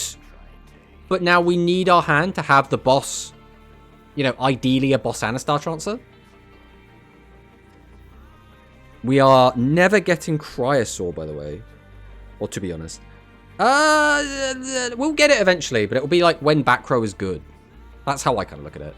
Because, like, you could make the argument, like, maybe we should never have had it in, in the OCG, and it's fine there, right? And it's only 2,000 more life points. I think the big things that we're not going to want to see is going to be stuff like burn effects. Like, big burn effects. Okay, we have a boss. We have the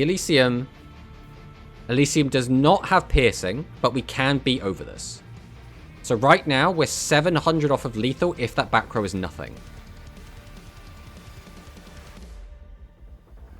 Back row is definitely slime. Oh, have you been paying attention? I have not. I've been yapping. I hate playing versus psychics. You go defensive, they OTK. You go aggressive, they OTK you.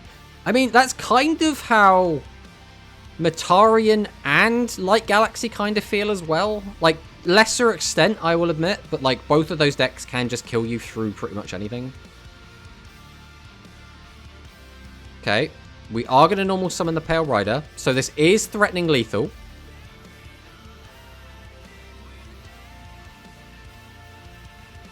We get the second Elysium. We swing. We swing directly. And that is going to be the game. Deco Boko, I believe, is going to advance. I think they were 1-all. So I believe that is going to be it. I'm not 100%. I do remember that Yuke did win one of those games. Since we've quit out of it, it does look like that's going to be the case. Now, hopefully, Apaki can just jump into the other game. That would be really nice for us, because then I get to see it for the spreadsheet. But knowing our luck, he won't, and we'll have to go through like Twitter posts to try and work out how everyone was playing. Presser, bros. Are you like printing presser? Is that what we're talking about? Isn't that Russian general? Not really. Like, yes and no. So, in general, because of the way that skills work and the way that it works in Duel Links, it has made the ability to beat through your opponent who plays everything face up or puts everything face down a lot easier. So, like, there is that aspect. I love roids! I mean, who doesn't love roids? The burn spell oppressor. What, the tile one? Is that what we're talking about? I can't remember what it's called. There's like a something tile. Is the one that I'm thinking of. But it's like counter cannonball. Counter cannonball in a 6k life point meta is kind of nutty. Like, we almost actually have the entirety of Earth Machine Burn like available. We almost have it all in Duel Links, which is so weird to say, right? We could almost play Earth Machine Burn. Oh my god, guys. I mean, adding the other possible outcome that you win yourself. So, assuming we're talking about, like, you know, most decks should not have the ability to absolutely clap you through 3 defense monsters. That is kind of where this, like, disconnect is. So there are some decks that do that as their whole gimmick, right? So, for example, Light Galaxy. Like, their whole thing, right now at the very least, is change your guys face up and pierce over them. That kind of strategy, that was present in the OCG, but it wasn't like their primary game plan because we didn't have searching, right? We couldn't search for Secret Order, we couldn't search for Meet Your Charge, we couldn't automatically dump a level 7 into the graveyard, we didn't have 30 card decks that make it a lot easier to draw into what we need. So, like, because of that, the way that decks play in Duel Links is just fundamentally different from how they played in OCG, right? So, in Duel Links specifically, a lot of decks do have a very strong ability to just be able to kill through anything, which is one of the big negatives that people have towards the format, right? Is because sometimes it doesn't feel particularly great. Oh, so Metarion did get knocked out in the semis, guys. Metarion did get knocked out. Or in the semis, in the quarters. In the quarterfinals, Metarion is outie. So, it will be interesting to see how this goes. So, while we're doing that, we're going to just quickly fiddle with some numbers to make the spreadsheet look nicer.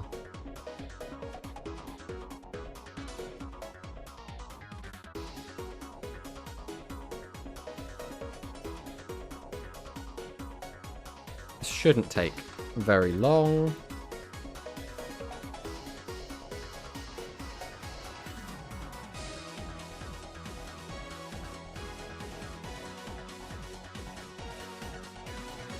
My spreadsheet is my baby, so it has to look nice. Okay, there we go. All right, where were we? So, Light Galaxy versus Dark Galaxy in the quarterfinals.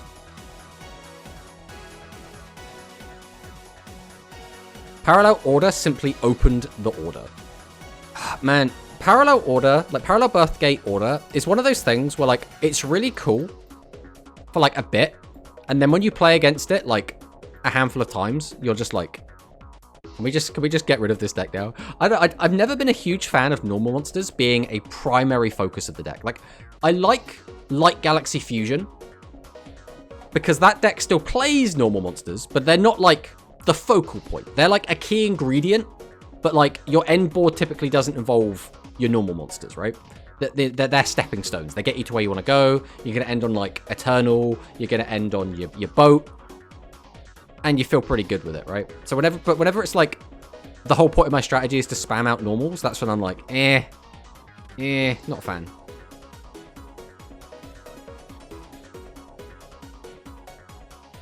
Okay, I guess my vague experience has been that at least one top deck always posed that threat.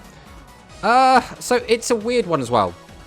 So usually, especially in Duel Links, we have had decks. Every good deck has had a way to get a good amount of damage in through set 3, but they couldn't typically like OTK you. I would make the argument the first deck that could just straight up OTK you through set 3 was the Psychic deck. Now you could make an argument for like Light Machine if you summon double Innovator and the graveyard setup, and for some reason you were able to summon double Innovator because you managed to plus somehow your board just didn't get touched. And then you could make an argument for like the Stop Defense and Royal Rebel combo. But like other than that, I would make the argument that the Psychic deck from like 2 formats ago was the first like I'm just going to kill you through set 3 deck. Well, Dragius is another. I mean, we'll wait until the I know that Yogi is now a sub, so you don't have to worry about the adverts, but when it comes to Dragius specifically, that's a good example of I can always get 2,500 damage through your board, as long as I have 3 attack position monsters. You would need a double Dragius to get that 5,000 damage. And even that doesn't actually kill. Like, that's not going to be a straight up OTK, right? So, like, most decks were able to get, like, 2,000 to 3,000 damage in through set 3, but they weren't typically able to just straight up kill you. Whereas, like, Psychics can just... They just draw good. They'll just kill you. So, we have got our bonus 600 attack onto our Requiem, boosting up to 4,000. That's pretty good. We are going to be tributing Globule. But whatever we summon here is not going to have Piercing. So, it's just Elysium. We are going to use Elysium's effect. Is that worth it? So, it's an extra 1,600 damage, but we miss out on 9. Yeah, I guess this is worth it then. Especially since that set should be able to be killed by the 15. It's all going to come down to that back row. So this is going to be 4,000 and then a 3,000 direct attack if that back row's nothing. Wait, no, it's not, because he doesn't. None of them are piercing. Oh no, the 1,500 has piercing? So we've just given up 900 damage.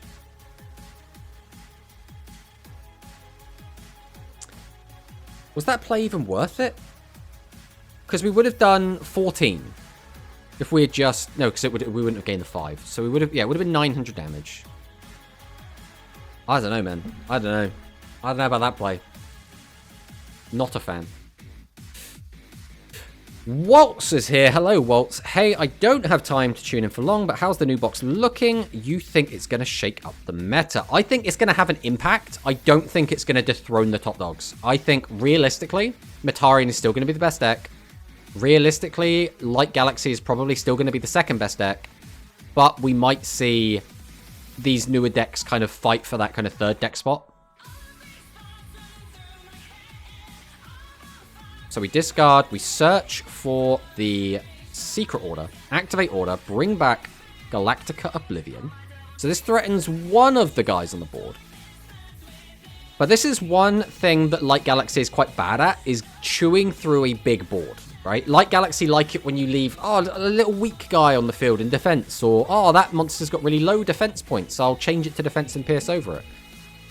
This is why Cyber Dragon has actually a reasonable matchup into Light Galaxy, is because it's just a lot to chew through.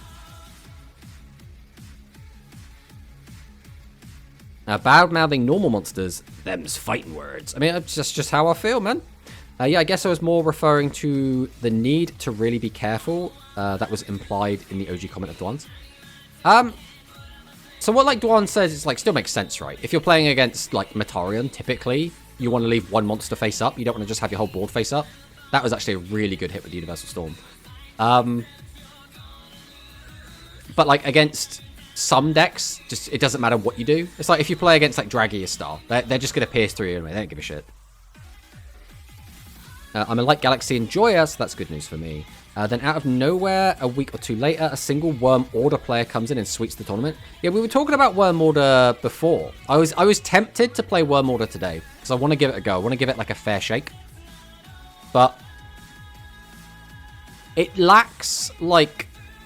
I think the deck would be like okay, but I don't think it's going to be like as good as like Light Galaxy, right? But I do think it could be pretty fun and pretty good.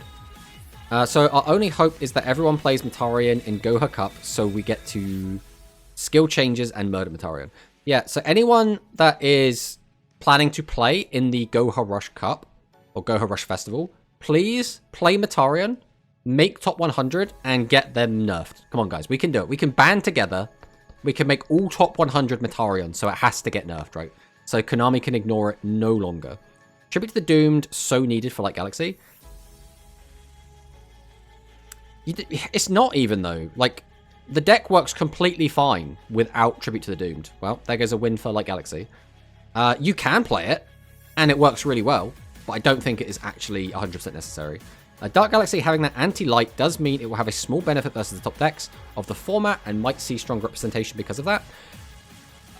So it's a weird one, because the anti-light effect, because realistically no one's going to be playing Meteion, so the anti-light effect is your boss gets an extra 600 attack, which is good, right? 600 attack is good. I'm not underselling that. 600 attack is a good boost to get, but like, it's not anything like insane, right? It's not, oh, well, I get to like freely pop one of your guys. It's not, I get any form of like advantage. It's just an extra 600 damage. And in some situations, that 600 damage is going to be a big factor. It's going to be a huge difference maker. In other situations, it's not going to be that important. So, like, it'll be interesting to see where it lands, but I don't think the 600 boost will be the reason the deck specifically outperforms or underperforms. Now, I dislike Light Galaxy. So, I dislike Secret Order. And when I say that, I mean, as is, right now, in the deck that it's in, with the skill that it has, I don't like Secret Order. Secret Order is a cool card in the future when it is not as powerful in regards to like the rest of the meta. But where we are now, where we get to discard level 7 to get immediately set up the Secret Order, we get to search the order, so we just immediately have it. And then we also have Meteor Charge as well, especially in a 30 deck format with a 6,000 life point format, it ends up feeling not very fun. Because getting absolutely blown out by Light Galaxy is just not a good time, unfortunately. And they can just blow you out of nowhere. That's just how it goes. If we get better fields that aren't automatically hit. If we get fields that aren't automatically hit. If we get field spells that aren't automatically hit. What are we talking about? The Worm Order? I don't know. What field spells would we want? Like, I don't think we're going to get Prison Island. I don't think that's going to happen. I don't think we're going to get Autumn Leaves. I think that is way in the future. Like, Autumn Leaves would just break Worms so hard. I don't think we're going to get the Go Rush ones. Like, you know, like the one that like, lets you fuse from Graveyard and stuff. I don't think we're going to get any of them anytime soon. I mean, we could. The one that fuses from Graveyard would be very funny to bring early and use with the old Worm stuff. I don't like that it can search Secret Order every turn. Yeah, I mean, that's the kind of the big thing. If they didn't have Secret Order, suddenly the Light Galaxy deck is a bit shit. And I think that's the problem, is they don't want it to be a bit shit. They wanted it to be, it's Go Rush World, hype, Go Rush hype, Go Rush hype. So, like, making it kind of OP is fine. And obviously, next to Matarion, it looks almost tame. So until Matarion gets hit, I don't think like Galaxy's going to get hit, but when Matarion eventually is hit, fingers crossed, we need to hit Galaxy as well. And then it comes down to, okay, is Cyber Dragon going to be the best deck? Maybe, because Cyber Dragon has a pretty good matchup into Light Galaxy anyway. It's a weird one. I am just break my phone from anger with that rage. Yeah? Hello, Marathon. Welcome to the stream. Hello, Tomato. Hope you are doing well. Hello, True Doc. Welcome.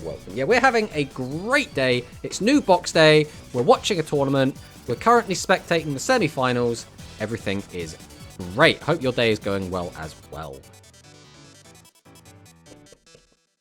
So, now, the downside here is our Dark Galaxy player is already down to 2,900 life points, so he is very much on the back foot. As we already know, Light Galaxy can just kind of kill you out of nowhere. So this is not looking good for our Dark Galaxy player. Realistically, he's going to have to find... We're actually playing Void Corridor. That is not something I was expecting. So now we're going to gamble on Cataphractos. I assume because we feel like we just have to. It's this or dead.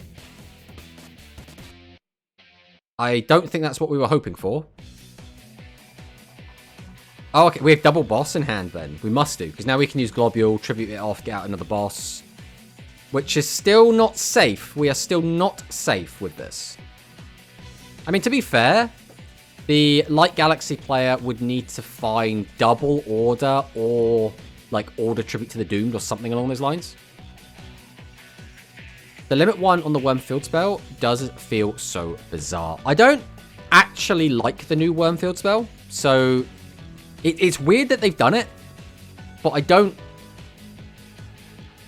think it matters. I don't know. It didn't.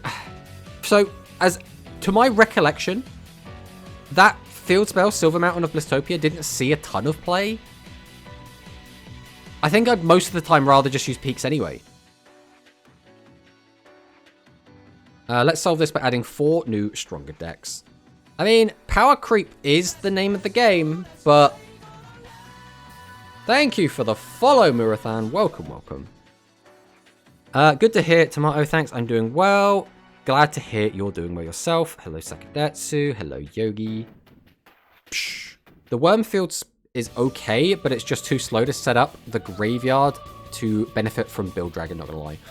Yeah, I mean, it's one of those things. If you are constantly spamming out big bosses at 1 tribute each, great, right? But unless you're doing exactly a Build Dream combo, it's not good. Because, like, what you could do, right, is summon, tribute both to summon out a Build Dragon. Or you could activate your field spell, normal summon once, and tribute to summon out your Build Dragon. So that is a 3 cards or 3 cards. So it's like, why would I bother? If, again, you do it twice in a turn, that suddenly becomes a lot better. If we guarantee we're going to go into Build Dream and we're going to send it to the graveyard, okay, again, additional value gained. If we're not doing one of those things, very Wormfield, when did he use Slime here? I'm pretty sure that Dark Galaxy player has 3 Universal Storms in the graveyard. He used Slime on the very first turn when so it would have been turn 3, I think, for the Dark Galaxy player, when he had lethal. So the play was he flipped 1 down. Wait, was it lethal? No, it was 4,000 damage, I think. Because he flipped 1 down with the Elysium, attacked into it, attacked with the Vanilla, which would have been a piercing attack plus a 4,000 direct attack. So he used it to stop himself going down to next to dead. Now, the only upside I see at a low level, Need Worm, Normal, and Build Dragon is good if you draw both, plus any other card. I mean, basically, yeah. Alright, Elysium hits the field. The fact that we've only lost 1,000 more life points is pretty good for the Dark Galaxy player here. It's not easy to kill from this position, but it's not impossible. This Dark Galaxy list is very strange.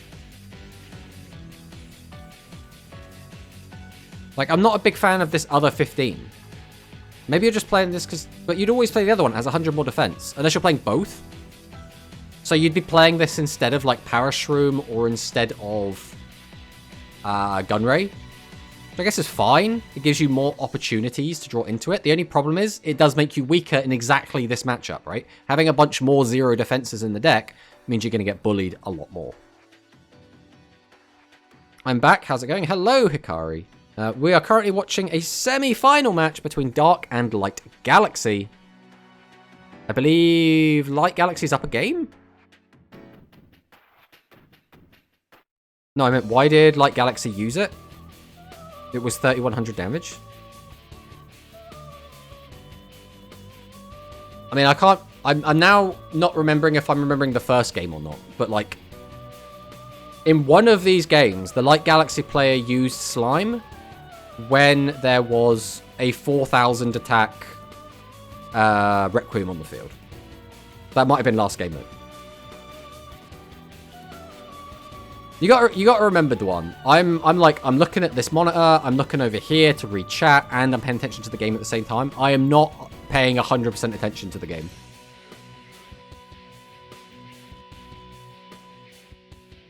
And that is a Dark Galaxy win. I believe that was game 2. So I think there's still one more.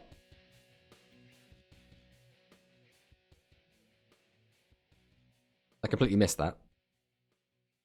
It looks like, yeah, we do have one more. So we're going to be having the tiebreaker to see who advances to the finals between Light and Dark Galaxy. I'm leveling up the character. At least I want to arrive at 20. I think I'm at 25, 26 now with Zuwijo, personally. Tomato! Hello, Varley. The first list's up on DLM. He's at 28. If you say so. Wow. And now he lost. That slime would be nice here. I mean, basically, I guess, like, one of the dangerous things is that if he is playing, like, Gunman, there could be, like, little bits of burn. So if you go down to, like, a very small amount of life points, there's a chance you get killed, but, like...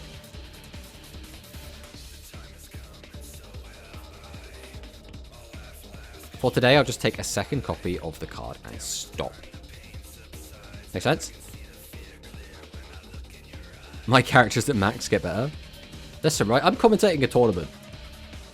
And I only started grinding Zuwijo at 10 o'clock. So it's only been like 2 hours of grinding. And even that wasn't actually to level him up. It was, I needed to get into 18. And then the rest was just, I just need 3 copies of Star Transfer. So we add the Secret Order, activate Order. Bring back Galactica Oblivion, 3200. Again, not that impressive if we don't have our Meteor Charge to go with it. Which we don't.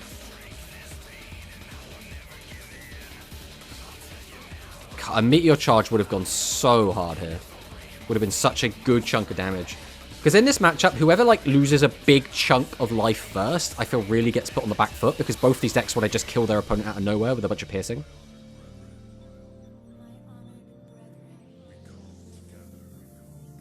Hello, the Rio. Welcome, welcome. You've caught us in the semi-finals of the Angel Cup, watching Dark Galaxy versus Light Galaxy.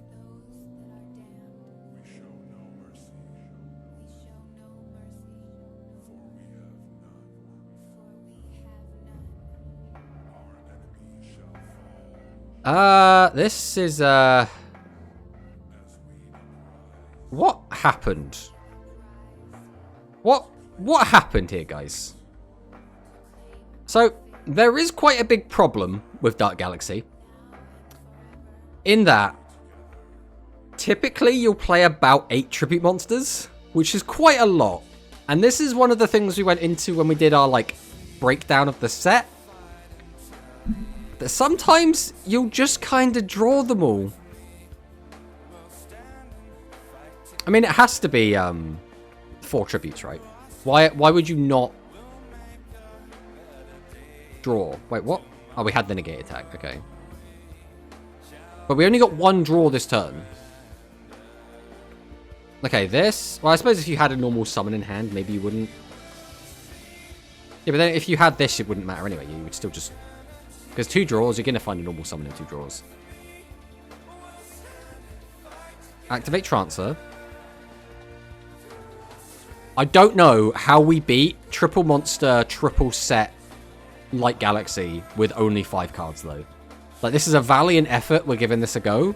But this is probably Jova.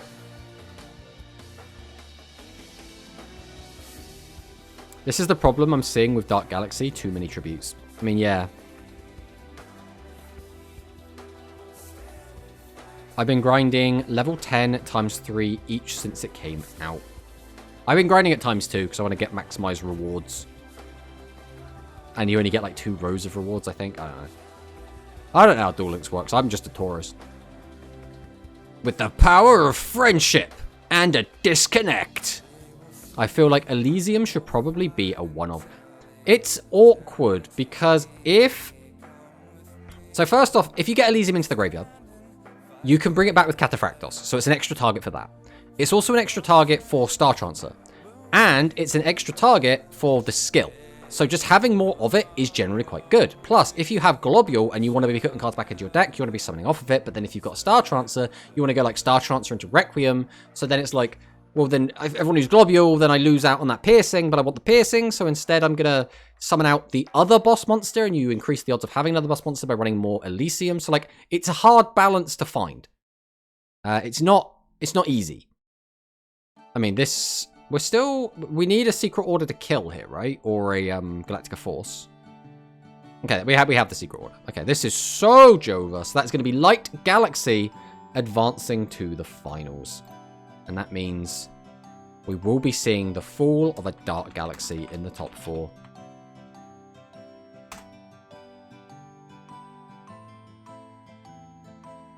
So what's going on in the other half of the bracket? The game still... Oh, the game has ended. So, unfortunately, Squid has been knocked out. Now, fortunately, Squid is generally quite good at tweeting their tournament results. So, we should get to find out what they're on. Tweet's opponent is... Psychic. Psychic has made the finals? Wait, is that not... Yeah, this is done. So it's Psychic versus Light Galaxy in the finals. Psychic versus Light Galaxy. Heart of the cheating. I have reached Cog yet. I'm slacking. Oh, I haven't reached Cog yet either. It condenses all the gold, gems, etc. from the match reward down so you don't lose any card drops. Farming 3 times is better. Okay, that's good to know. Top 4 is not bad. Why is your game in Japanese now? It's because we're spectating. We're watching someone else's stream. Psychic hype. The light consumes the darkness. My curse power worked. Who sacks faster? I mean, basically. I mean, that's kind of the meta right now, which is why we're not a big fan of the current Rush meta. And we're hoping that these new decks change it a bit, right? Candy Live is crazy strong if you get it on the field. Well, you need it on the field and you need other cards to take advantage. Because just slamming it down on its own, kind of whatever. You really want to slam it down and then have it like with 2 other 15s like next to it or something. That's when it like really starts looking really good. Also, welcome on in, Terranigma. I don't think... Oh, you have been speaking. We just haven't been paying attention. But welcome on in. Nice saving Cog till new decks smart. I mean, that's generally what we do. So there are curses you believe in.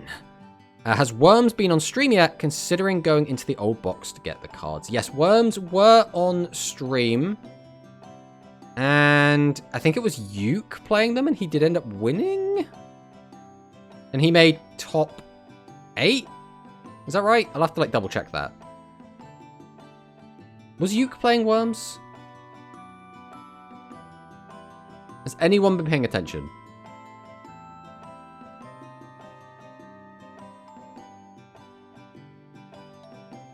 I'm still waiting for my month leaks. I mean, one of these days.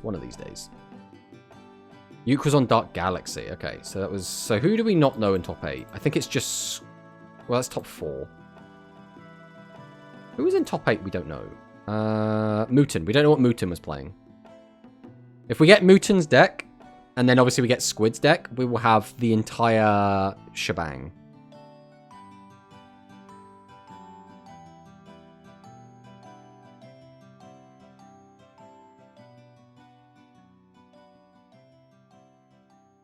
Secret Order hard for gauging a deck's power?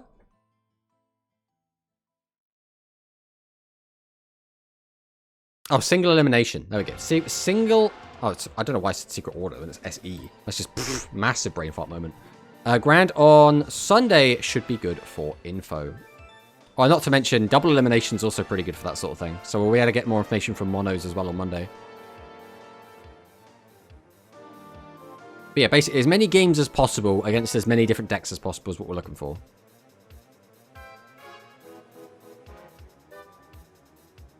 Psychic Upper, gain the 800, use the skill, discard Search Fusion. So, I'm not sure what we gain from this. We're going to gain 1,000 life points. We're not going to get a summon back. So this is basically just a 2,800 guy that gives us 1,000 life points. The problem is if this gets outed, which it should, this is like a lot of investment for not much gain. Yeah. I don't think fusing there was the right call, personally. But I guess against this deck, you don't really want to be leaving. Because, like, if you think about it, the alternative play was to, like, have a Candy set on the field, which is just going to get pierced over.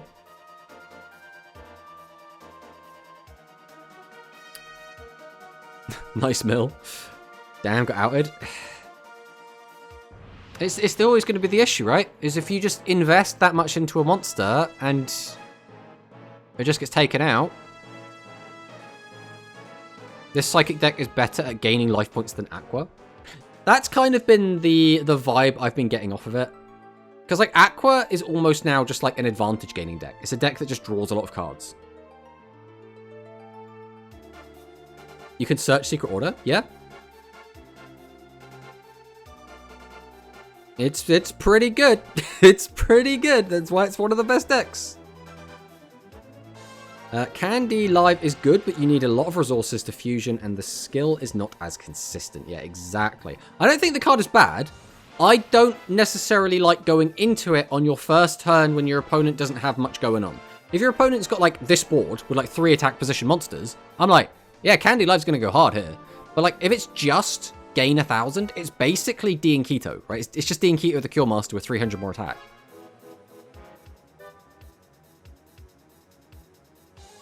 I would say it's the best deck now, lol. No. Metarian is by far the best deck right now. That looks like what I expected. Could you imagine if there was a quick play fusion like Super Poly? That would be crazy. I think the skill should let you add fusion as many times as you want. Not all the monsters, just fusion. That'd probably be fine. Unless it wins this tournament. And then no, Manicus, no. I love 4-card fusions. I mean, yeah. It's better than a 5-card fusion, which is all the other ones, except they get a skill. 2+ miracles. Yeah, we haven't seen a single bear from this player. Like, we have not seen a single Ice Pot bear. If they ever drop the 2 other Roman pick, maybe can be better. I don't know if they will, just because of Roman pick looping, and they don't want you to Roman pick loop. So I just don't think they will. It's a weird meta we found ourselves in. Wondering about 2 miracles as well. It's still 5 cards if you need to search Psychic Upper. It's still 5 cards if you need to search Psychic Upper. So we give up a card, we replace the card to get Psychic Upper into our hand, so we're still at 5. Normal summon, tribute to get out Psychic Upper. Normal summon, fusion. 4 cards. I don't know how we're finding this maths, but I see 4 cards still.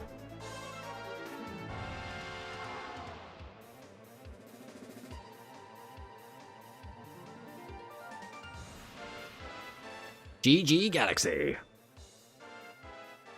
Right, we'll see if the Psychic player can mount anything here.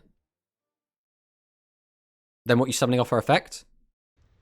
I don't know if you've been watching today, Manicist, but this is in the finals of this tournament, we have a Psychic player that has consistently summoned Candy Live and used the effect to gain 1,000 life points and summon nothing. So the answer is nothing. Even with 3 Roman pick, the deck would not be that much better. I would make the argument the deck would be a lot better because the Psychic deck is the one that is able to do... I mean, right, Metarian does the most with the having a bigger hand. I think Psychic is like the second best deck at doing that. So being able to have a bunch of free plussing is really good.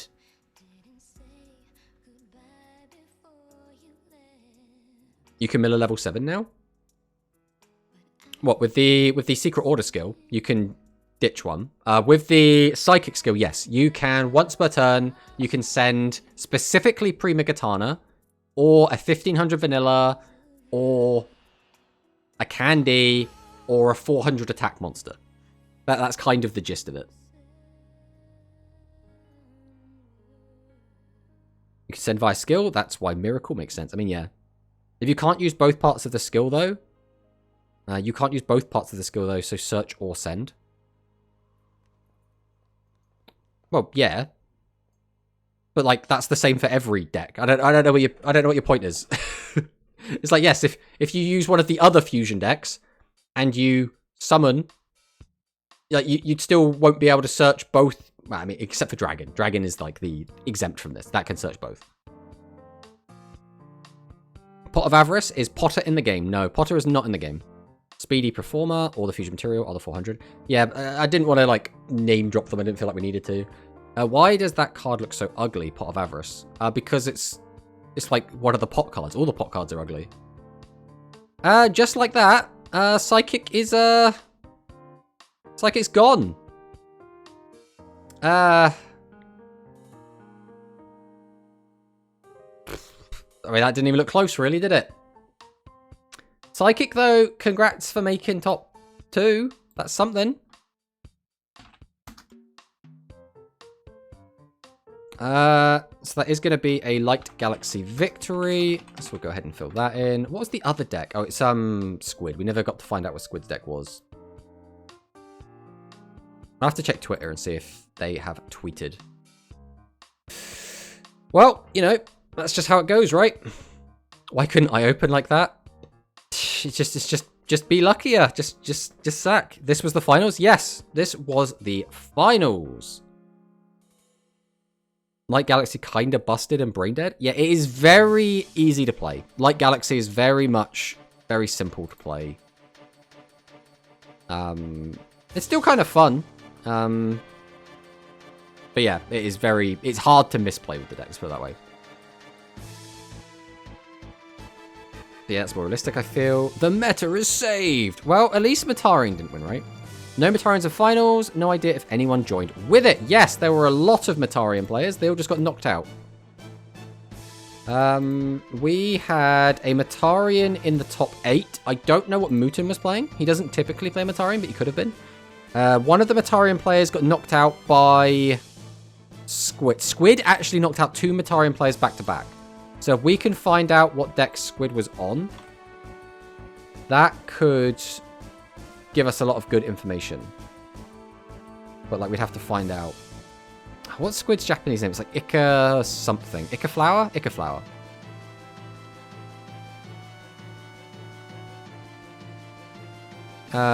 So Ika Flower 10 minutes ago tweeted with themselves playing Metarian.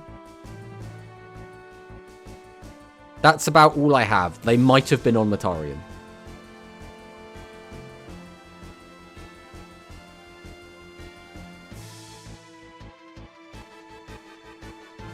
That's not ours, Vali. This is a stream.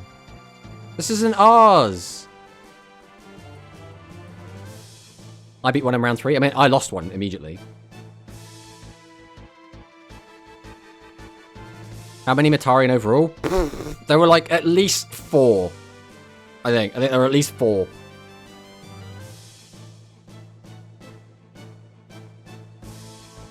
Stability overall, Metarian completed in May. Metarian was never meta. It's one of those things where like the guy that we lost to was making some like very sus plays. Like he kept using his skill to search Arc Reactor Turbo. But like it was like, or Arc Turbo, but it was like not really a reason to. So I would argue the guy that beat us wasn't actually playing Metarian that well, and maybe, you know, could have been playing it a little bit better. But this is what we have so far. This is our first tournament. We're going to need to find out what Ica was playing, and we're going to have to work out what Mutin was playing, but then we can fill this whole thing out. But that's that. Quantum Dailies will save us. Is Quantum posted his tournament yet? It doesn't look like he has. One of these days. One of these days.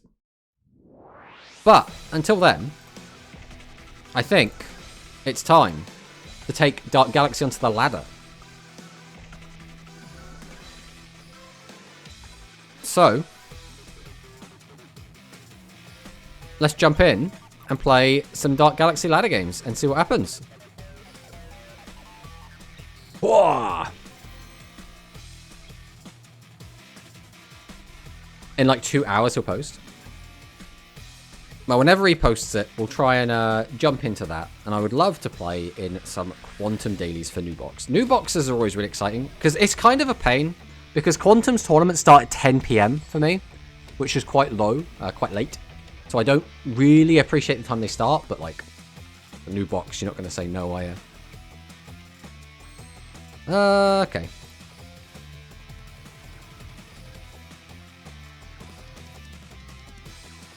I think we leave this in hand, and we just hope we don't brick. I think that's the strat here.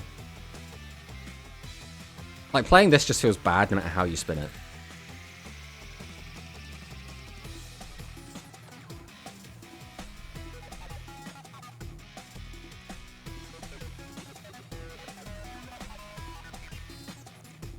Now, I can relate to the tournament starting that late, Tomato. It's the same time for me, 10 PM.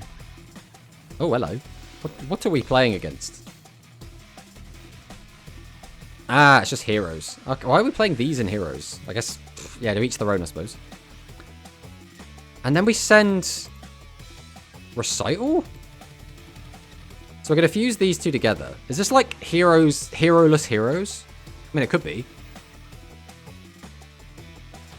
Hey, Tomato. Hello, Max. Welcome, welcome. British time zone problems. I'm so pissed because I lost my COG rank up to Lyrilisk, not even post-banless version.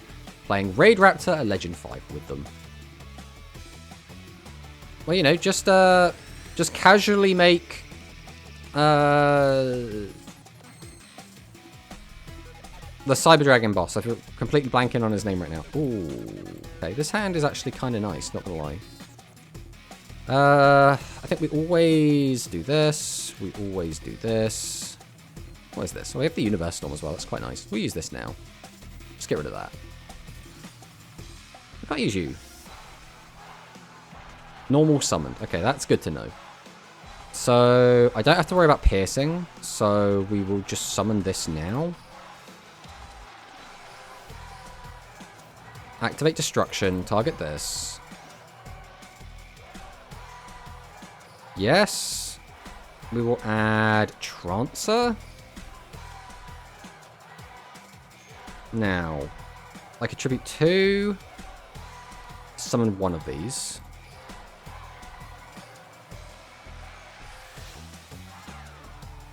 Then we summon this. Tribute over this. Activate his effect. Summon this. Activate his effect. Activate his effect. Activate his effect. You know, this looks like a pretty good board, guys. I'm not going to lie. I think this looks okay.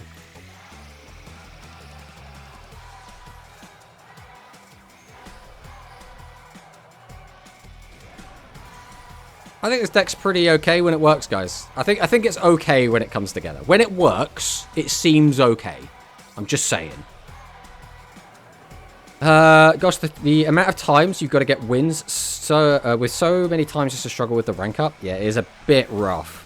What do you mean just heroes? What do you mean just heroes? It's just heroes. I tested the matchups. Pale Rider is Talisman Heroes. Well, you know, Talisman Heroes is just heroes with extra steps, right? And time zone, it's so much better to do COG in the morning than at night because there is so much meta deck at night than day. So for me, personally, when it is like now, this tends to be when I play against better players. And then when I try and queue in the evening, for me, it's like 3 wins. And I don't want to be that guy. But I think it's because farming American players is a lot easier. That might be a controversial statement, but I'm sure there's no Americans in the chat, so it doesn't matter. Believe in your revolution, brother! That fusion not even worth to summon. I mean, basically, yeah. Talismanic fusion kind of based. I mean, is it based? Yes. Because it's cool, nobody's doing it, it's very unique. Is it good? I'll do it at the last day. I don't want to risk ranking down. I was at Legend 1. Ooh. You can do it with Infinity or even Board Break. OMG. I play the pure version. When it works, I get Exodia every time starting hand. The new Metarian. The new Metarian. Who could you imagine?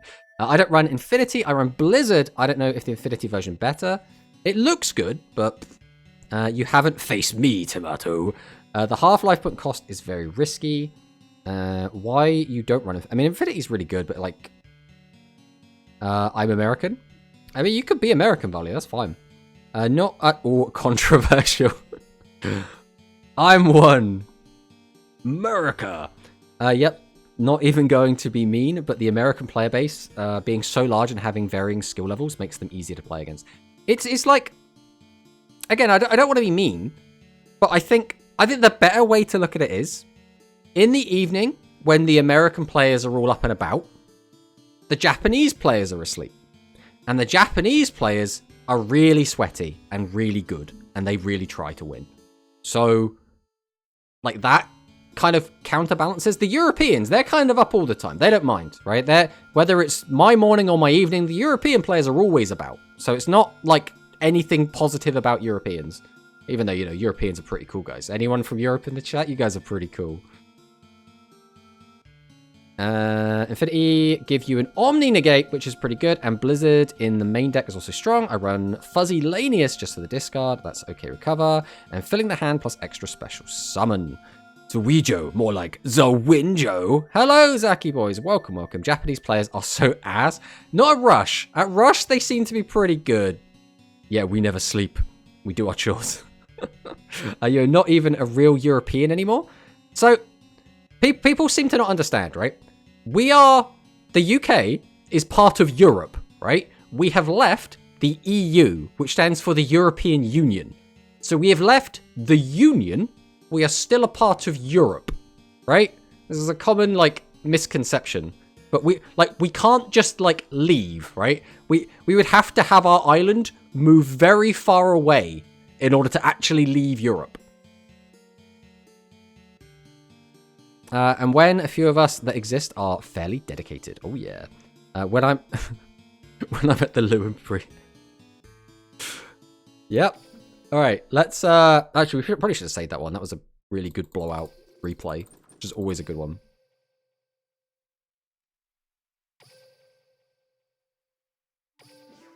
We've got to get those replays all stacked up. All right, let's go again. Let's go again. Continental drift is a thing. It is. It will take a very, very long time. Yeah, just listen to Patrick start and move your island away. I'll just pick it up. But I'll do it. I just hope it's not going to be the same deck I face. Alright, what are we against here? Yuga. Could be spellcasters. It's probably going to be Cyber Dragon or Heroes, though. Let's see what it is.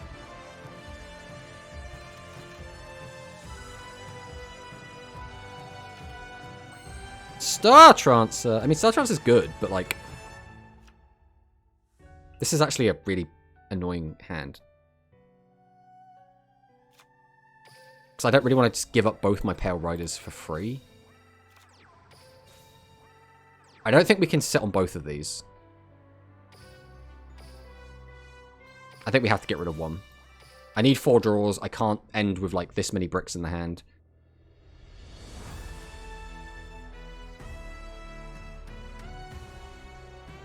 As a Royal Rebel player, we lose a lot of HP anyway. I keep saying RR and just Royal Rebel, but it's Raid Raptors. So yeah, Infinity is really good. Lock himself Dark Monster. If I went first, I would have had it. I lost my rank up, gained a Time Lords. Rip. Also, I find Droplet better than Eclipse. I mean, Droplet is really good. I mean, in general, Droplet's just really good. Don't just turn one. He's going to swing directly across and get in for exactly 3,000 as well. Oh, he didn't! We'll take it. Good thing we tribute set, otherwise that would have actually been very painful. Losing extra 1,200 would really suck. Okay, we can beat this board. We just need to draw reasonable. This is reasonable. The problem with this is, I don't think we can use this. I think Parish Fungus Colony is just not going to work for us here. I suppose for now, we go Shadow Sentinel and see what it hits. Because either way, we're always leaving this guy in attack mode anyway. Do we need another boss to hand with this? Yes. Yes, we do. So, I will be taking my Requiem. Then I'm going to go ahead and tribute to summon. Then I can activate his effect and bring forth Void Velge Requiem. Then I can summon out Parafungus, activate Parafungus, bring back Parafungus, activate Requiem.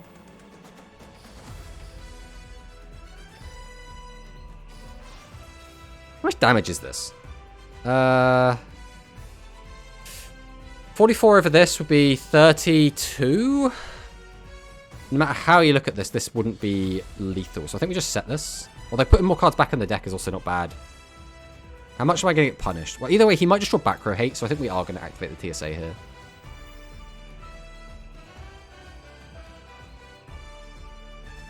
I kind of need all of these back. I would like the Parashroom back as well. We're just going to do these, I think.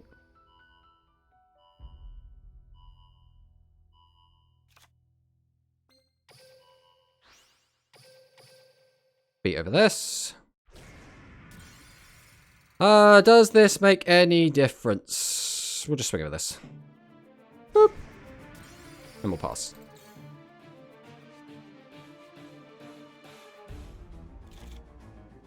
Bro, I misplayed. Dropped this more expensive. What have you done? Sadly, props to the last Time Lord Chads. I mean, is Time Lord ever a Chad deck, realistically? Next month, end the year of Droplet. It is. So going to save my gems. When do you think Dragius will become relevant again? It is somewhat relevant now. Somewhat. It's not in a particularly good deck. It's in like a tier 3 / like tier 3.5 deck. But like, it is okay. When's it going to be relevant? Well, it depends. It's always going to depend on the skills that we get. Like, that's what's ultimately going to decide its fate. Like, no matter what the cards are, if the skills aren't there to match it, it's not going to matter, right? Also forgot to say, Zuwijo's looking cool. His mat and sleeves are really neat. Korega Requiem da. What's the music? Yeah, that was a Zelda song, I believe. We can go back and have a look. The 7's Gears and 7's Wonder Fusion, yes. Damn, I'm good. Cog in Rush already. Nice. These sleeves and mat go really well with the deck. They do. Would be a shame if... I mean... wow, my brain still does work sometimes. Kind of crazy how much the format of Rush has evolved. Oh, yeah. So this kind of sucks. We're getting kind of bullied a little bit. But again, we could easily just win the game if we draw the right hand.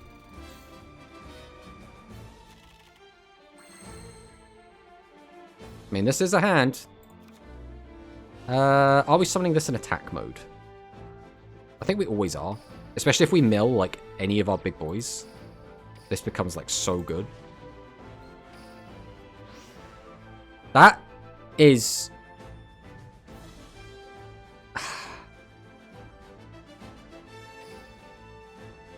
So I'll put one of these in the hand. So I could summon, tribute both. Don't even need to do that. We could just summon it, summon this over it, summon this. Got to 4,400 attack over that game. Okay, yeah, that's the line. So we don't have to worry about it. We'll go Globule. We'll activate this because we can. Because it's like, why not, right?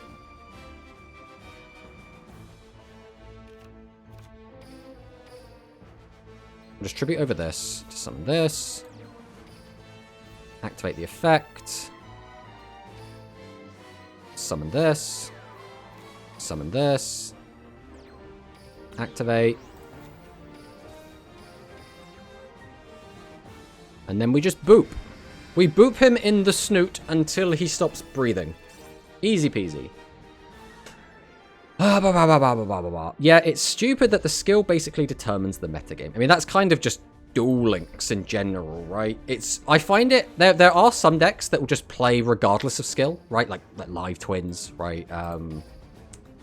There are a couple of others that just use, like, generic skills. But for the most part, you're very bound by your skill. It's like, even in Rush, like, there's very few decks that can just play without a skill. Like, Metarian is the big one. And that's just because, again, 30-card deck plus Reactor got brought forward so early. It's a combination of skill and cards, etc. I mean, it is. You're not wrong. You are not wrong. Yeah, Unchained is another very good example. There are a couple of others as well. But, you know, those are kind of the exceptions and not the rule, right?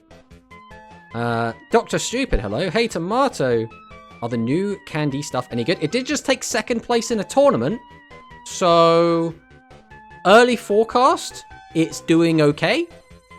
I don't know where it's going to land at the end of the day. It might end up being one of the better of the new decks. We'll have to wait and see. What's the day one thoughts on Dark Galaxy? Looks solid, but not meta changing. I think this deck could...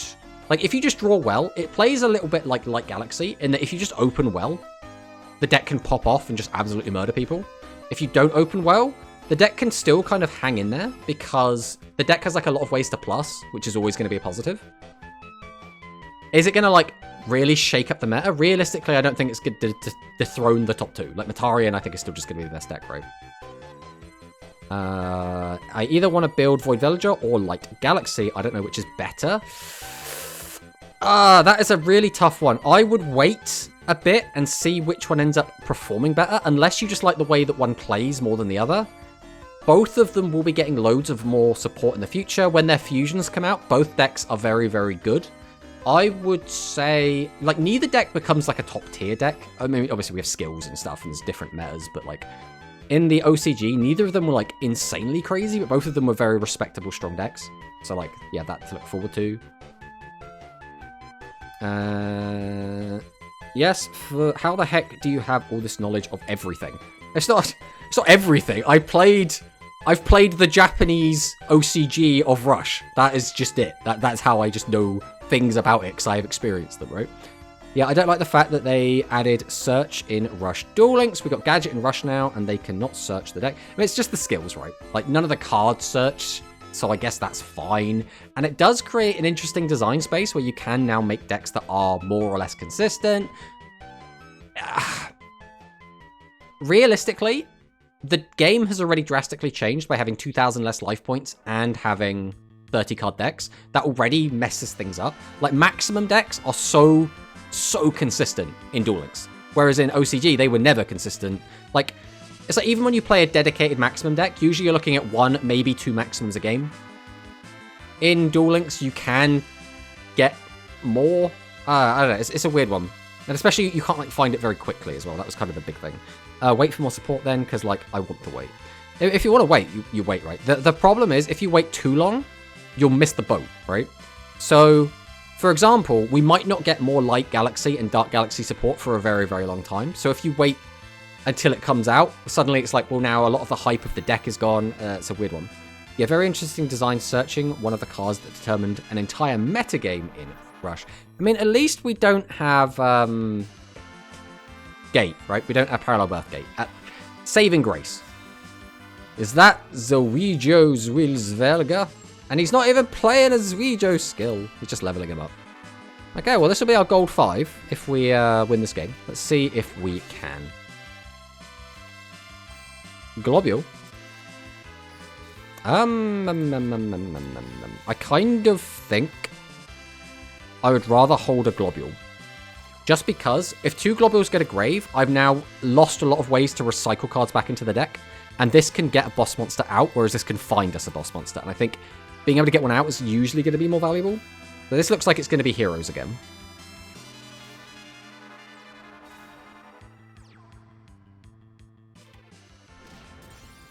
That's true. I'm surprised, Mr. Tomato, why you don't test worms. Well, we just wanted to test this one first. This is the one I want to make a video on first. So that's kind of the big driving force. So neither of these two do anything anymore.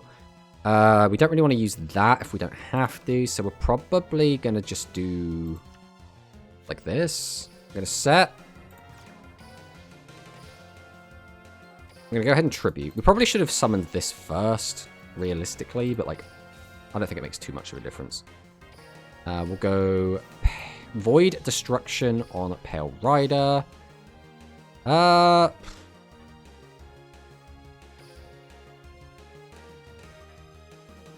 Do we want Pale Rider here? I think we'd rather have Requiem. And I think we just save it for next turn, to be honest. I don't think we need to use it now. We'll flip up Cataphract. We'll hold the Universe Storm as well. I think that's fine. We'll swing him with this. We'll see if he's got any back row. Nothing activated. We'll swing him with our Piercer. And then we'll swing him for an extra 1,000. Alright, well, no delays, so it's looking pretty good.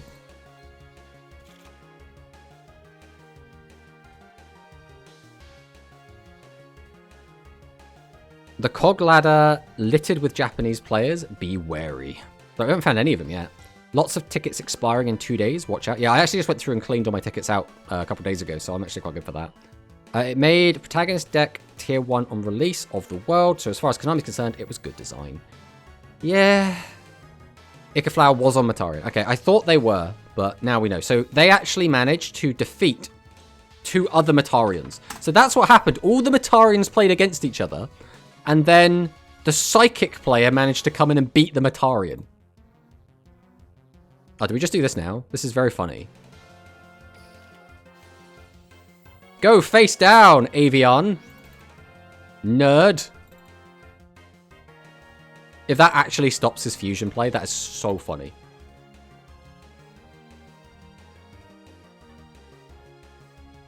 Go on, just stop. Just make it stop the fusion. Oh, no, he's got another one. No. Oh, I wanted to believe. I wanted to believe. I was just tributing anyway. It's completely irrelevant. It did nothing. And he had Warrior Returning Alive anyway. Yeah, Rise Terrace Crisis is such a weird card. I feel like in some situations it's going to be really good, and in a lot of situations it's going to do absolutely nothing. Oh, don't hit my Universal Storm. He's used all of his back row. Hopefully he just doesn't have another one.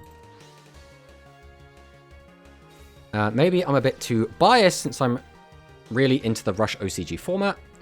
Hero, though, biggest joke deck. Here you have 1 fusion, and we call it a deck. It actually does work reasonably well, to be honest, in Duel Links. It's not, like, fantastic, but again, it works. Why would you put that back in my hand? That's the card I want back in my hand the most, probably, in this. People refuse to believe Psychic best deck. I mean, it came second, Quantum. It just took second place in a tournament. I'd rather not take all of this damage. I'd also like to have my Spell Trap hate back, but, you know, that's gone. How do we want to handle this? If we do that, we do that, we do that. I think we'll go Pale Rider. We'll shoot Pale Rider off immediately. We'll give it the piercing using our Void Destruction. Let's see what we get. Yes, I will take back my Requiem. The downside here is that we now have to get rid of this, which is like a little bit annoying. Like, I mean, it's not actually that bad. We could go summon, just get this out. I mean, that works. I don't think we need to use this. We wouldn't get any value for Parashroom, but we want the hand empty anyway, I think. So we'll just set this. I don't think we'd be using this anyway. Is there even a level 8 in our graveyard we want?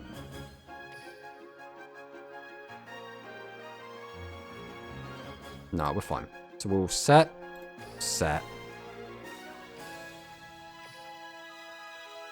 Tribute 1. Tribute 2. Summon the boy. We'll go Globule. Globule effect. Put back 1, 2, 3. Oh, we actually kind of need the other one as well.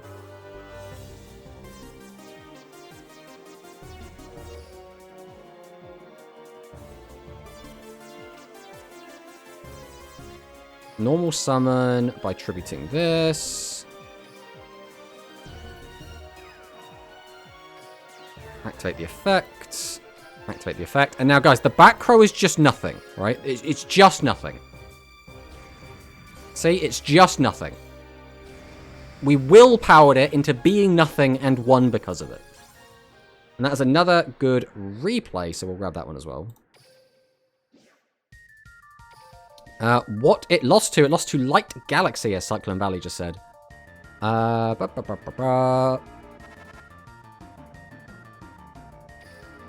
don't know, the Rush World Champ likes to play heroes, so maybe not a joke. I don't know, though. I don't know if the Rush World Champ is the best person to really, you know, talk to about this stuff. Because he does, like, he runs the Quantum Meme tournaments, which is, like, they're not the most reliable place to get deck information, you know. Psychic can just heal a lot of life points. They don't lose to a Sure Start OTK. I could be wrong. I mean, maybe. Maybe. I don't know how much water I would hold in the argument, but potential. The disrespect. The reaction I wanted. Void Destruction is such a nice skill. Yes, it is actually insane. It's mainly 800 per turn if you get the level 6 on the field. Well, you go the 800, then you can Fusion Summon, gain the extra 1,000, so you gain 18. And that's just with that, like, one little combo. So, like, that in itself is pretty good. How dare you call it a meme? Listen, man, I just call him like I see him. Plus 1,000 if you manage to draw and resolve, check, or start. So I think there is going to be enough if there's no other real defense. The problem is, Metarian OTK does just so much damage that you need so much yourself to just, like, survive it. Alright, we'll go Pale Rider.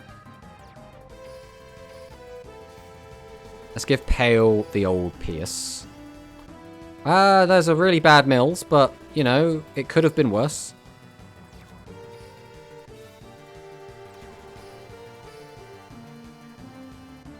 Tribute. Tribute. Voidveld Requiem. Battle. Swing over the Dragius. Attack with piercing. Boop. Only 300 damage. So this is a little bit spooky. If he just has it, if he just has the fusion, we're in a pretty bad spot because we're going to have to draw a way out of getting just kind of killed. So we're going to have to see what he does. Dragius stun over. That gives him one search. If he searches fusion, okay, that means he... So if he had searched the monster, that's a bit scarier, but also could mean that he bricked. Well, there's a guy. Did we just naturally draw two Dragius, two Star and the Dragius? Jesus, he did. Okay. If he has a back row as well, this is horrifying.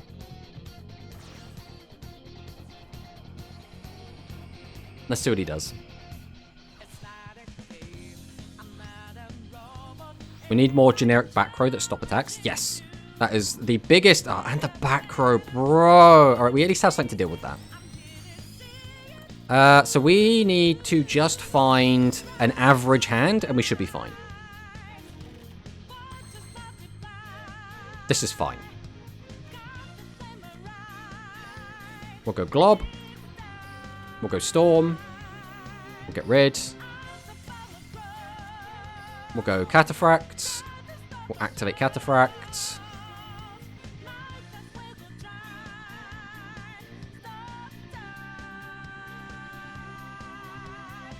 Yes, I am going to grab back this, I think. We'll go Glob.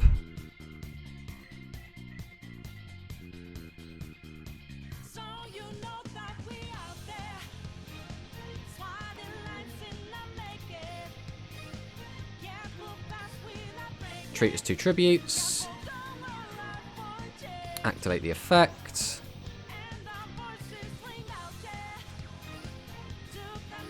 Go to battle, swing over this, and then get him for 1,000. Right, we'll see if adding this back to our hand was a mistake or not. In my mind, I'm like, having access to the boss is going to be very important next turn anyway. there is a good chance we draw into a Globule or a Trancer, which gets it online anyway. So, like, we'll see. We'll see what happens. We'll see what happens. Like, the way they lost in finals seems pretty symptomatic. I mean, yeah. Must be a Blue Eyes player. Dragius start F. Globule. There is no way 3 turns in a row this guy has just drawn Dragius. But he only added that. So unless he's playing double fusion. Okay, I don't think Rice Terrace does literally anything in this matchup. Okay, Blue Eyes comes down. That's fine. That's also fine. That's only 1,000 damage.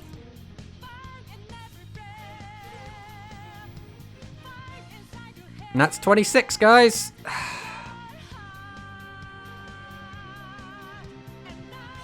Bruh. Bruh. Bruh. I don't think we did anything wrong. I think that was just a case of he drew really well. I think that's it.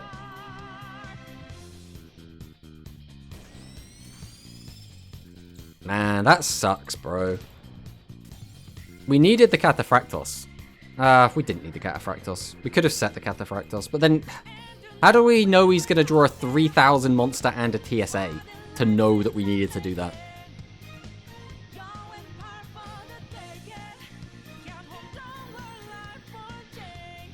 We even said it. We said if he finds the fusion early, it's going to be a shaky game. And unfortunately, that was also the game where we milled our negate attack. So put us in a very bad spot. Okay, so this is probably a Sidra or Hero again. A lot more heroes on ladder recently than I would expect. In speed, he would have opened Melody. I mean, probably. We just need to find a boss in the top 4 cards of our deck. Because Pale Rider will let us check. Don't set double back row. We get this draw. Not super helpful. We can go Pale Rider. Activate the skill. So now we just need to find one of our bosses in the top 3. And we didn't have any. Okay. That's not good.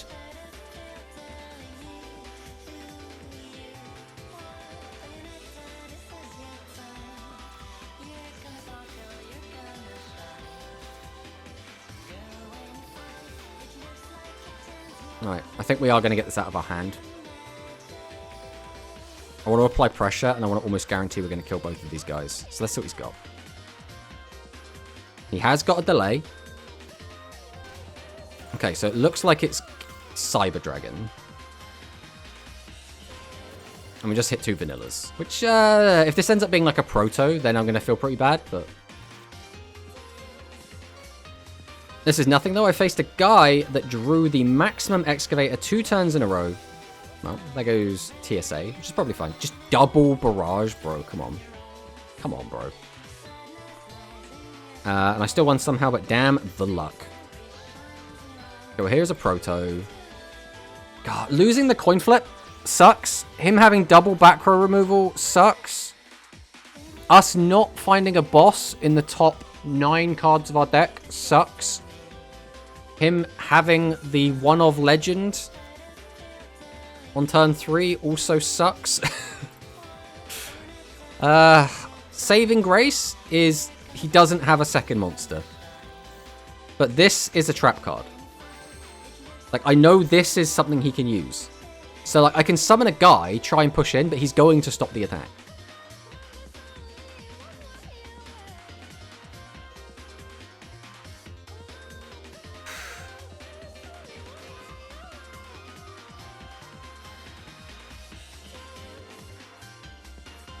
If we do that... I think we have to still do this. We have to make a stronger board. I don't even know if this is worth taking back, to be honest, but...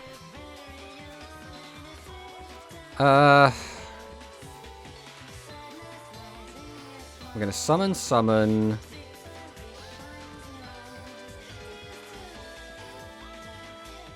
Tribute both for this. We don't even have another boss, so it would be entirely... I think we just set the Cataphractos.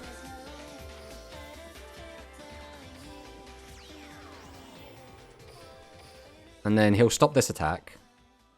If he has the combat trick, that's actually going to be so frustrating. Okay, yeah, we knew we... Was that the new set? I've already lost track of whether or not that was the new set or not. No, that was a new set, which means this is still a trap card. He still has a trap card, which means he probably has slime back there. Brother in Christ, could you just stop having the absolute perfect situation for you every time? Oh, come on. An assault is absolutely perfect for him here as well. Bro cannot miss, can he? He is just drawing, like, God Hand. And he has a 14 beater. It's not a 15 beater. That's like the saving grace. But this is actually disgusting, how much we are getting sacked here. I mean, the game is just over. There's nothing we can do. The worst part is we didn't even do, like, anything wrong. He just...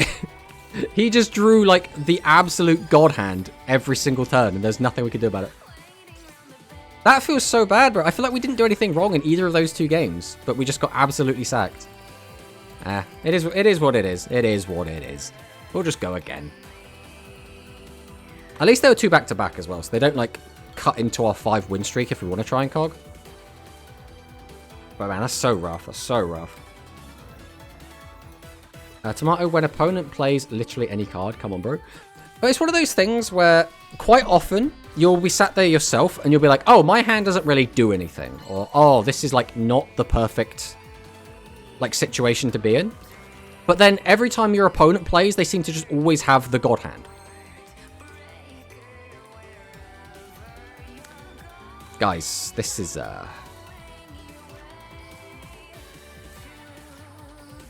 this is one of them hands, guys.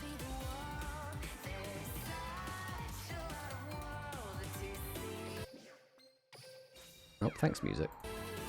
I mean, do we just mill an extra card? I don't think we need to. I think we just pass on this. Alright, well, Voidveil, Requiem passed. Not great. Your opponent is top 100 KC duelist. Just get lucky, lol. Just don't have anything to boost it and we're chill. Okay, this guy's deck is garbage, bro. I really hope we don't lose to this guy. There goes half of our life points already because we opened the worst hand imaginable. And it's just not getting better, is it? Okay. Right, we'll just mill a Pale Rider. We will just mill a Pale Rider. There we go. We just mill a Pale Rider. See, everything's fine, guys.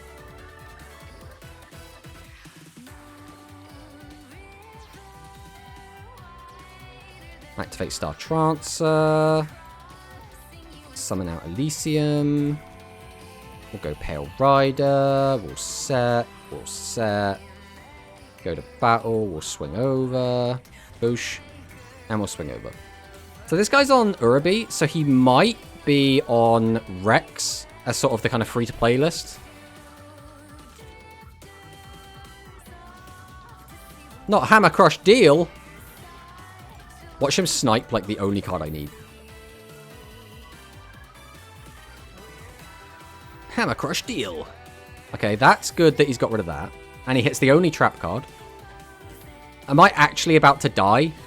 Please, for the love of God, tell me I am not about to die to this garbage player playing a garbage pile of cards. I mean, again, we opened, like, actually completely useless, so... Okay, we're fine. We're fine. He only opened 1 normal summon. We're fine. Bro, that would have been so tragic.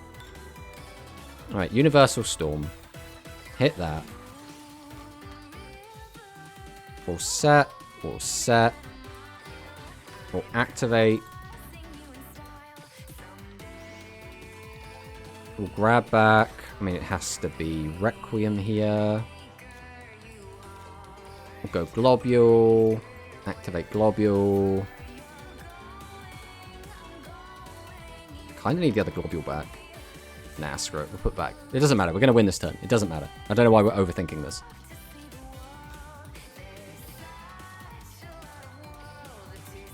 That's the wrong button.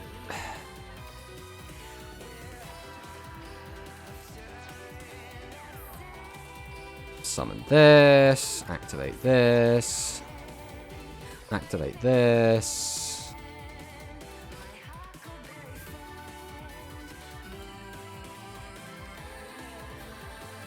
Man, if we had lost this, that would have been like just the massive like hammer just shattering my ego. But thank God we did not lose to this awful pile of stuff. Woo! Woo! Which Psychic Fusion do we actually have? We have Candy Live. We do not have either of the Prima ones. We also have the Amuzi Howling Performer, which like burns for 800, whichever one that one's called. And we have the two Ice Pop Bear fusions. So we have, what are they called? I can't remember what they're called. But the two that, like the 2000 attack level 4 ones. We have those ones.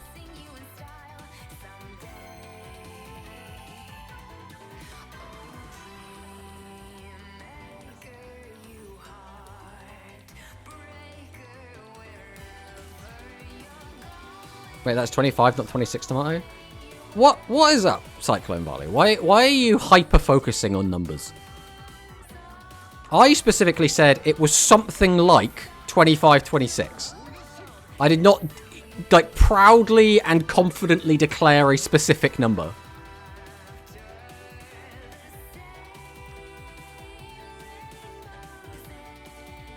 Candy, ooh. Candy... I can't remember what the 2500 one's called, but it's like the one that isn't a fusion. Oh, we're against Thunder. Okay. Okay. Trancer here. We don't have a normal, so we can't get a big search. We can't be... Oh, well, we can just go Trancer. Surely that's not the line. We get to hold on to that. I don't think that's the play either way, though. Let's just do this. We'll summon...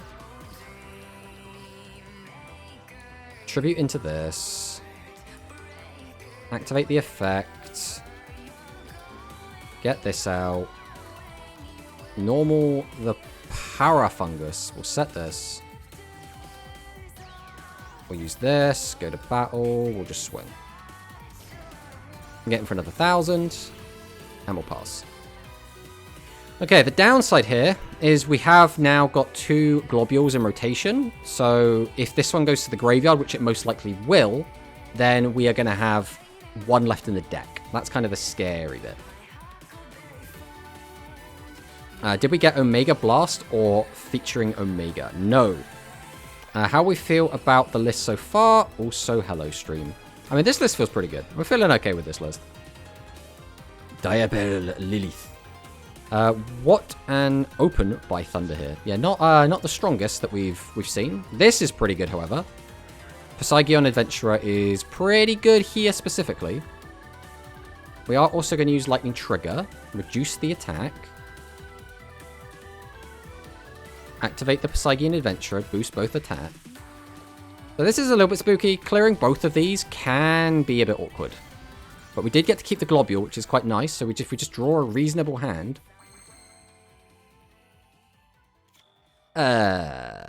Okay. How do we want to proceed? I need this and this, I guess. I guess we'll start with Sentinel.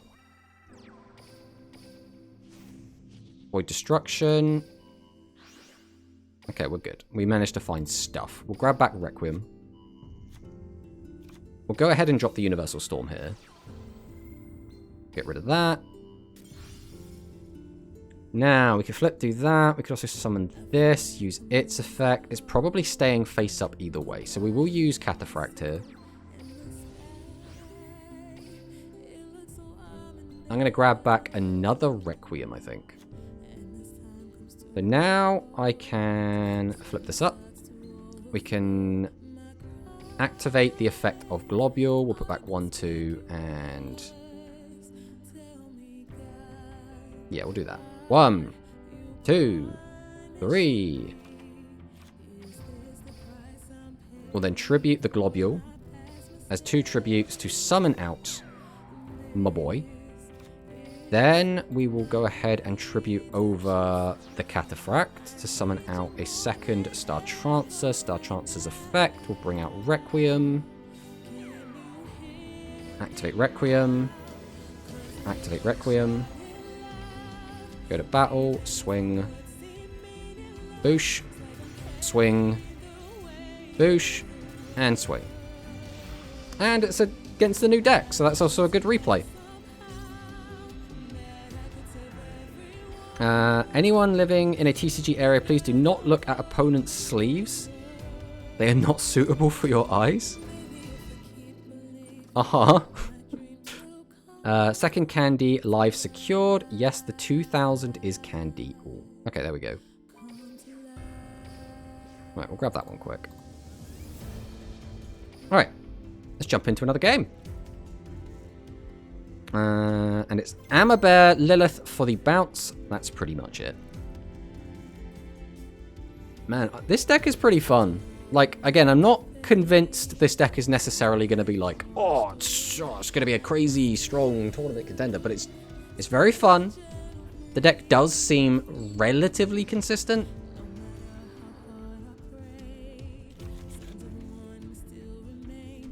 I get to go first again, which is always nice.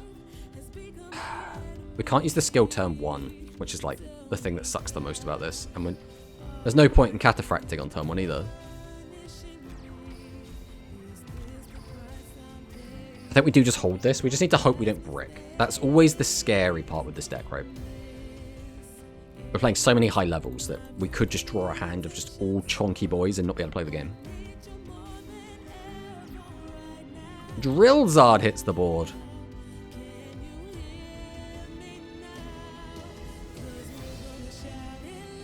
What do we have to go with our Drillzard?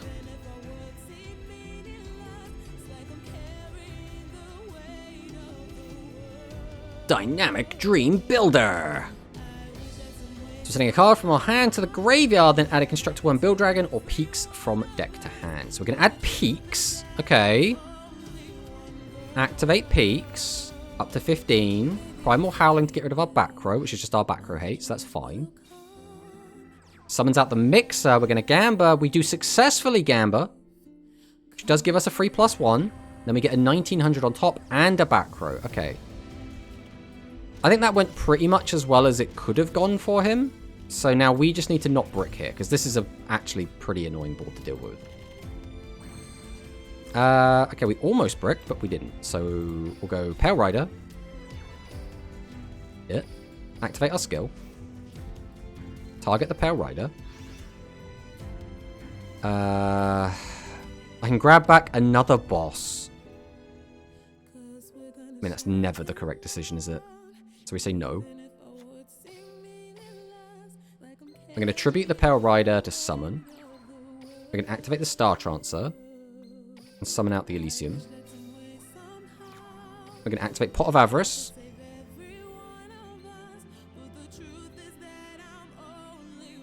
We'll put these ones back. I want my Cataphractus back, I think.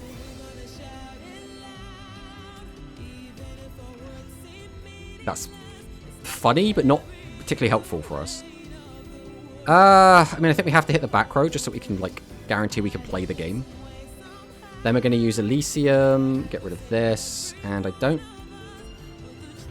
So that is just going to be every turn, which is kind of annoying. Sure, we'll flip that down. We'll go to battle, and we'll just swing over this. Unfortunately, we are we're hitting those big bricks we didn't want to, so it's not feeling great right now. I always put music and do an entire ritual to pray I win my cog rank up. The problem is he can just use his skill, grab out his boss. So worst case scenario, he just, like, absolutely demolished it. Now, we only have one monster, so if he does summon Build Dream, he can't use its effect. That's, like, the one saving grace we have right now.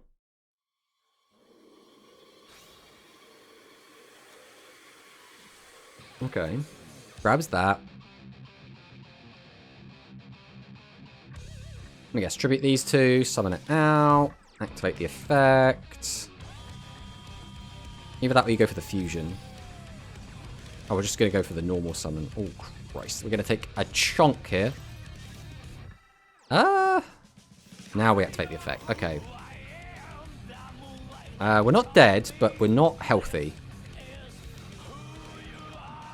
We are very much in a bad way.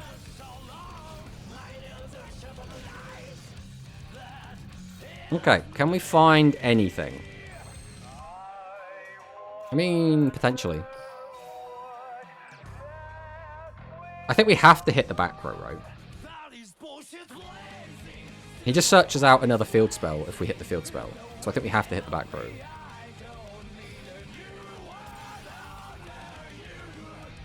That's actually really good. That would have been absolutely catastrophic.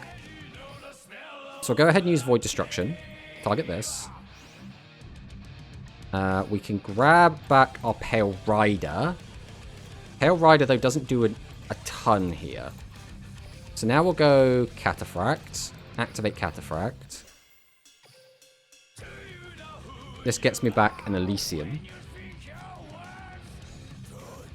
Then we can go Pale Rider.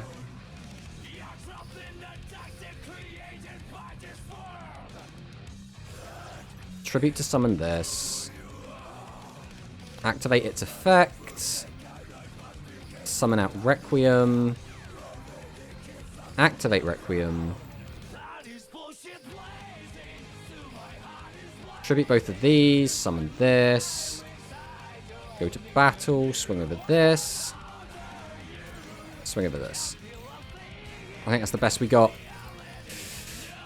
So he's got 300 damage on the board already. If he just finds another boss. So he shouldn't be able to add Bill Dragon again. I'm pretty sure that's once per game. Wasn't this lethal? Was there a lethal line? I mean, you tell me, Neo. Was there a lethal line? I don't think there was. Oh, because of piercing. Ah, right. So you're saying we could have used... Yeah, that was a lethal line. Wait, no, it wasn't. Was it? No, because it wouldn't have been the extra damage from that. He was on, like, 4,000 something. There was no way that was lethal. There was no way that was lethal. Because we can't get Elysium's effect and Requiem's effect off. That just doesn't happen. We are dead here, though.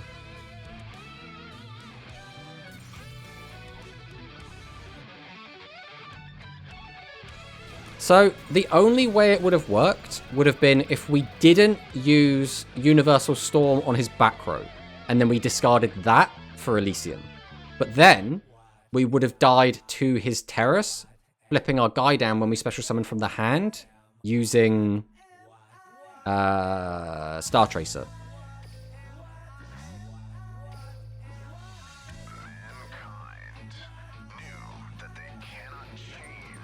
Alright.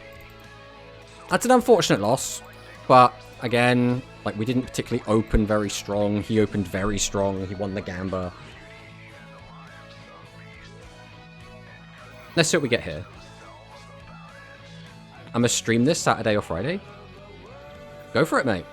It'll be a good one to watch. Worms in speed, we must punch hard and eat our enemies. Worms in rush, we building houses. Well, to be fair, they are like primarily demolition experts. They're not so much construction, so much as they are the demolition part of construction, right? Bruh, this is like so many things I want going second are in this hand.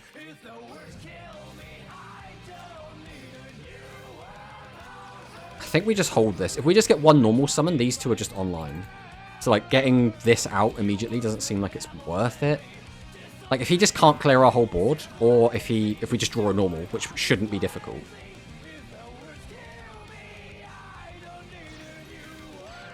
They are like the constructions from Transformers. Please don't hit the 0 defense. Okay.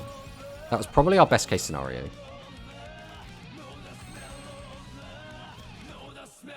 So, we will flip up Pale Rider. Go ahead and activate Void Destruction targeting Pale Rider. Grab back Requiem. The problem is his back row. But like, I don't think we can really do much about his back row, so it's kind of a moot point. We got all 3 of those engraved. We could just use this now. Although we kind of want to use that. So I think instead we'll do this. We'll normal summon over this. Activate the effect. Or bring out Requiem. I probably should have summoned the other one, really. Because, like, Requiem could boost over it anyway, so now we could put ourselves in a weird spot with this. We'll go Globule. Activate Requiem. Activate Globule.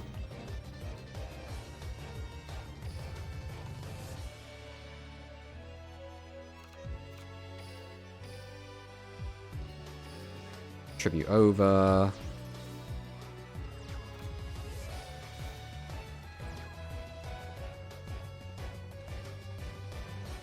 I don't really want the discard. Like, it's an extra 500 damage, but I don't think it's worth it. If he stops exactly just this attack, that would feel really silly. Okay.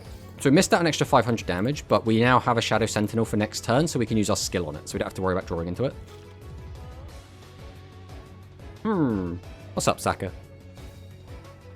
Right, Sidra comes down.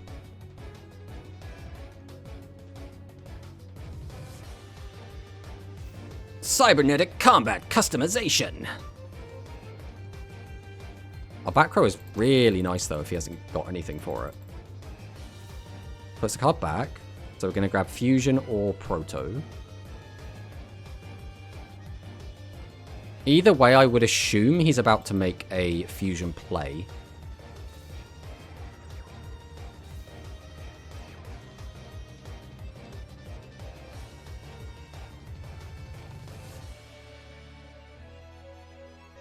Okay. That back row's the spooky one. That's the one I have to be worried about. Oh, okay. We're just having our cake and eating it too. That's annoying. But it's still kind of within the realm of acceptability. Activates Fusion. Combines those two. We have the negate attack, so we don't really care about this.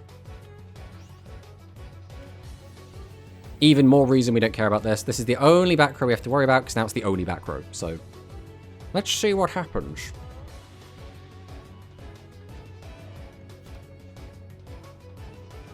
$1,600 attack off, goes to battle, swings in, he gets negated, he feels very sad.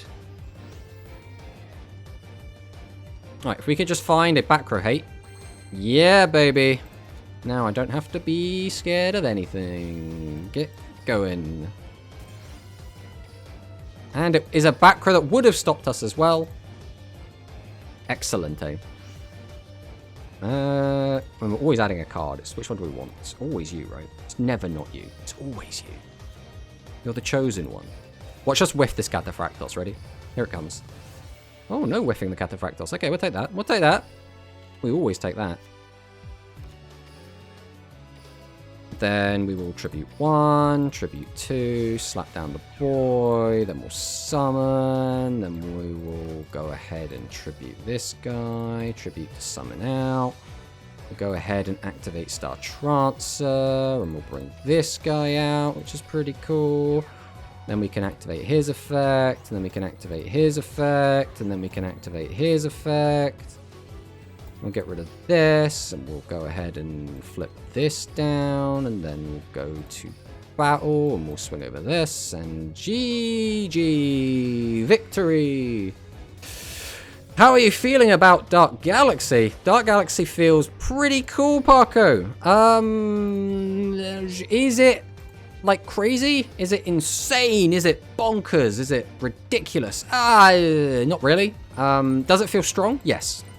Does it feel competent? Yes.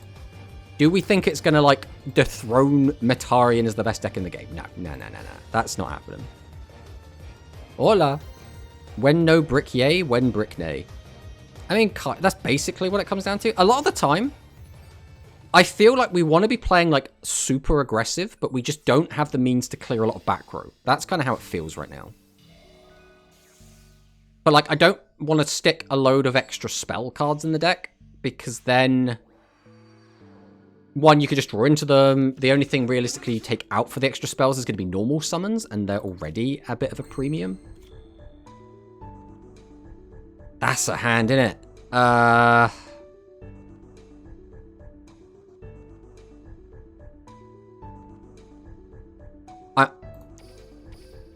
Right, this might look weird. If we draw into a single another boss monster that is a 2 tribute, we lose the game. So, by doing this, we increase the odds. First off, we have a chance to draw into another normal summon, which is already pretty good. Are we dead from this? Is this exactly... Oh, this is just over lethal. I still stand by this play. No, this is not lethal. No, we're alive. We're alive. We're alive. I stand by this play because there is a lot more situations where we are just absolutely destroyed. So now that we've done all of this, we can go Shadow Sentinel. We can activate Universal Storm. We're going to pop the back row. We're going to activate our skill. We're going to mill 3. We're going to add back the Trancer. Now, getting another card into the graveyard doesn't actually do anything for us, so putting Cataphract in attack mode, not actually super useful.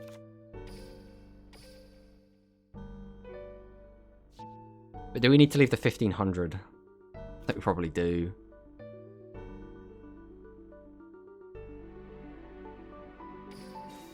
Like, this sucks, and we're probably just going to get killed by him attacking over our 15, but I think this is the best chance we have.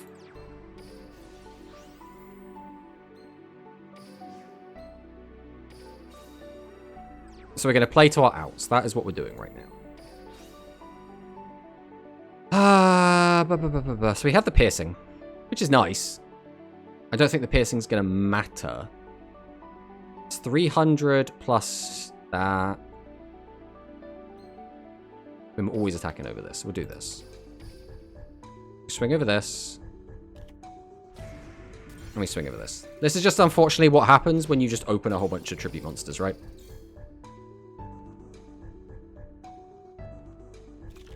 Hi, Dark Tuna. Welcome, welcome. Is the anime Babylon OP? Takes me back. The song playing, I mean.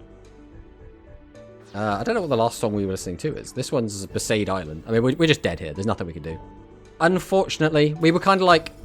There's a world in which he just doesn't find any Cyber Dragon cards, and we get to, like, stay alive. But, like, yeah, we are cooked. RIP. Yeah, so, like, when we get games like that where we brick, the deck looks kind of shitty. So in hindsight, we drew a normal summon. If we guarantee the other card that we draw was also a normal summon, which I don't think we... Oh, we did mill 3, didn't we? So we could have had a look. So it could have ended up being good. Happy Turkey Day. Even though their Light Sidra have a good matchup into Dark Galaxy. I mean, it's the same problem that Light Galaxy has with Cyber Dragon, which is the deck can just summon 3 big-ish guys, and that in itself is enough to really, like, hamper your strategy, as well as the fact that your guys are all, like, 2,500 guys, which means Assault gets to just freely pop stuff, so, like, it's very awkward. Also, happy holidays, Shui. So it's weird, because this, for me, for, you know, an English boy, there is no Thanksgiving here. We just don't have one. We just watch the Americans have their lovely, like, Thanksgiving meal, and we go, I could eat a roast. That sounds quite nice. Generally, we're still to be waiting for Christmas. That's kind of, or, you know, that holiday. That's kind of going to be our major thing coming up. But that is 3 hours, which means that is going to be the end of the stream. For me, it's Guinness in a pub day. I'm not a big fan of Guinness. I've tried to drink Guinness in the past. I've just never been a huge fan of that drink specifically. Hello, Tomato Saw. You've come in at a weird time, Altarius, because we're just ending. How's Dark Galaxy been treating you? Dark Galaxy has been doing quite well. It's one of those decks where if you draw well, it is unbelievably powerful. If you draw badly, it feels really bad and gets absolutely clapped. But the deck does have a decent advantage engine. It does do quite a lot. It does have quite a decent amount of piercing, which does feel quite nice. So there is that at the very least. Dark Galaxy feels like Ultimate Bond. You can create one big guy and swing. Your opponent starts placing along them. You just can't handle it. It's so I would say Ultimate Bond gets the ability to use Mirror Innovator, does everything, right? And it can also get a lot bigger than Requiem can in the face of triple set. So if you're playing against like Matarian, for example, and your opponent just triple sets, you're getting a lot less damage in. Unless you start like having a normal monster plus you're like piercing Elysium. But on top of that, you're getting into a weird situation where your guy loses piercing after a turn from Star Trancer. So it's not anywhere near as good as Mirror Innovator when it comes to punishing set monsters. At least that's how it feels. Specifically when you don't want to end your turn with a bunch of face-up monsters. So right now that's specifically Type Change Beam combo. But I guess you could also make, like, I don't know, the Psychic deck will probably punish you now because they can use Candy Live to weaken all your whole board. Royal Rebels isn't really seeing play, but that as well, that sort of thing. Our Thanksgiving is UK no more part of the EU. Again, we're in the EU.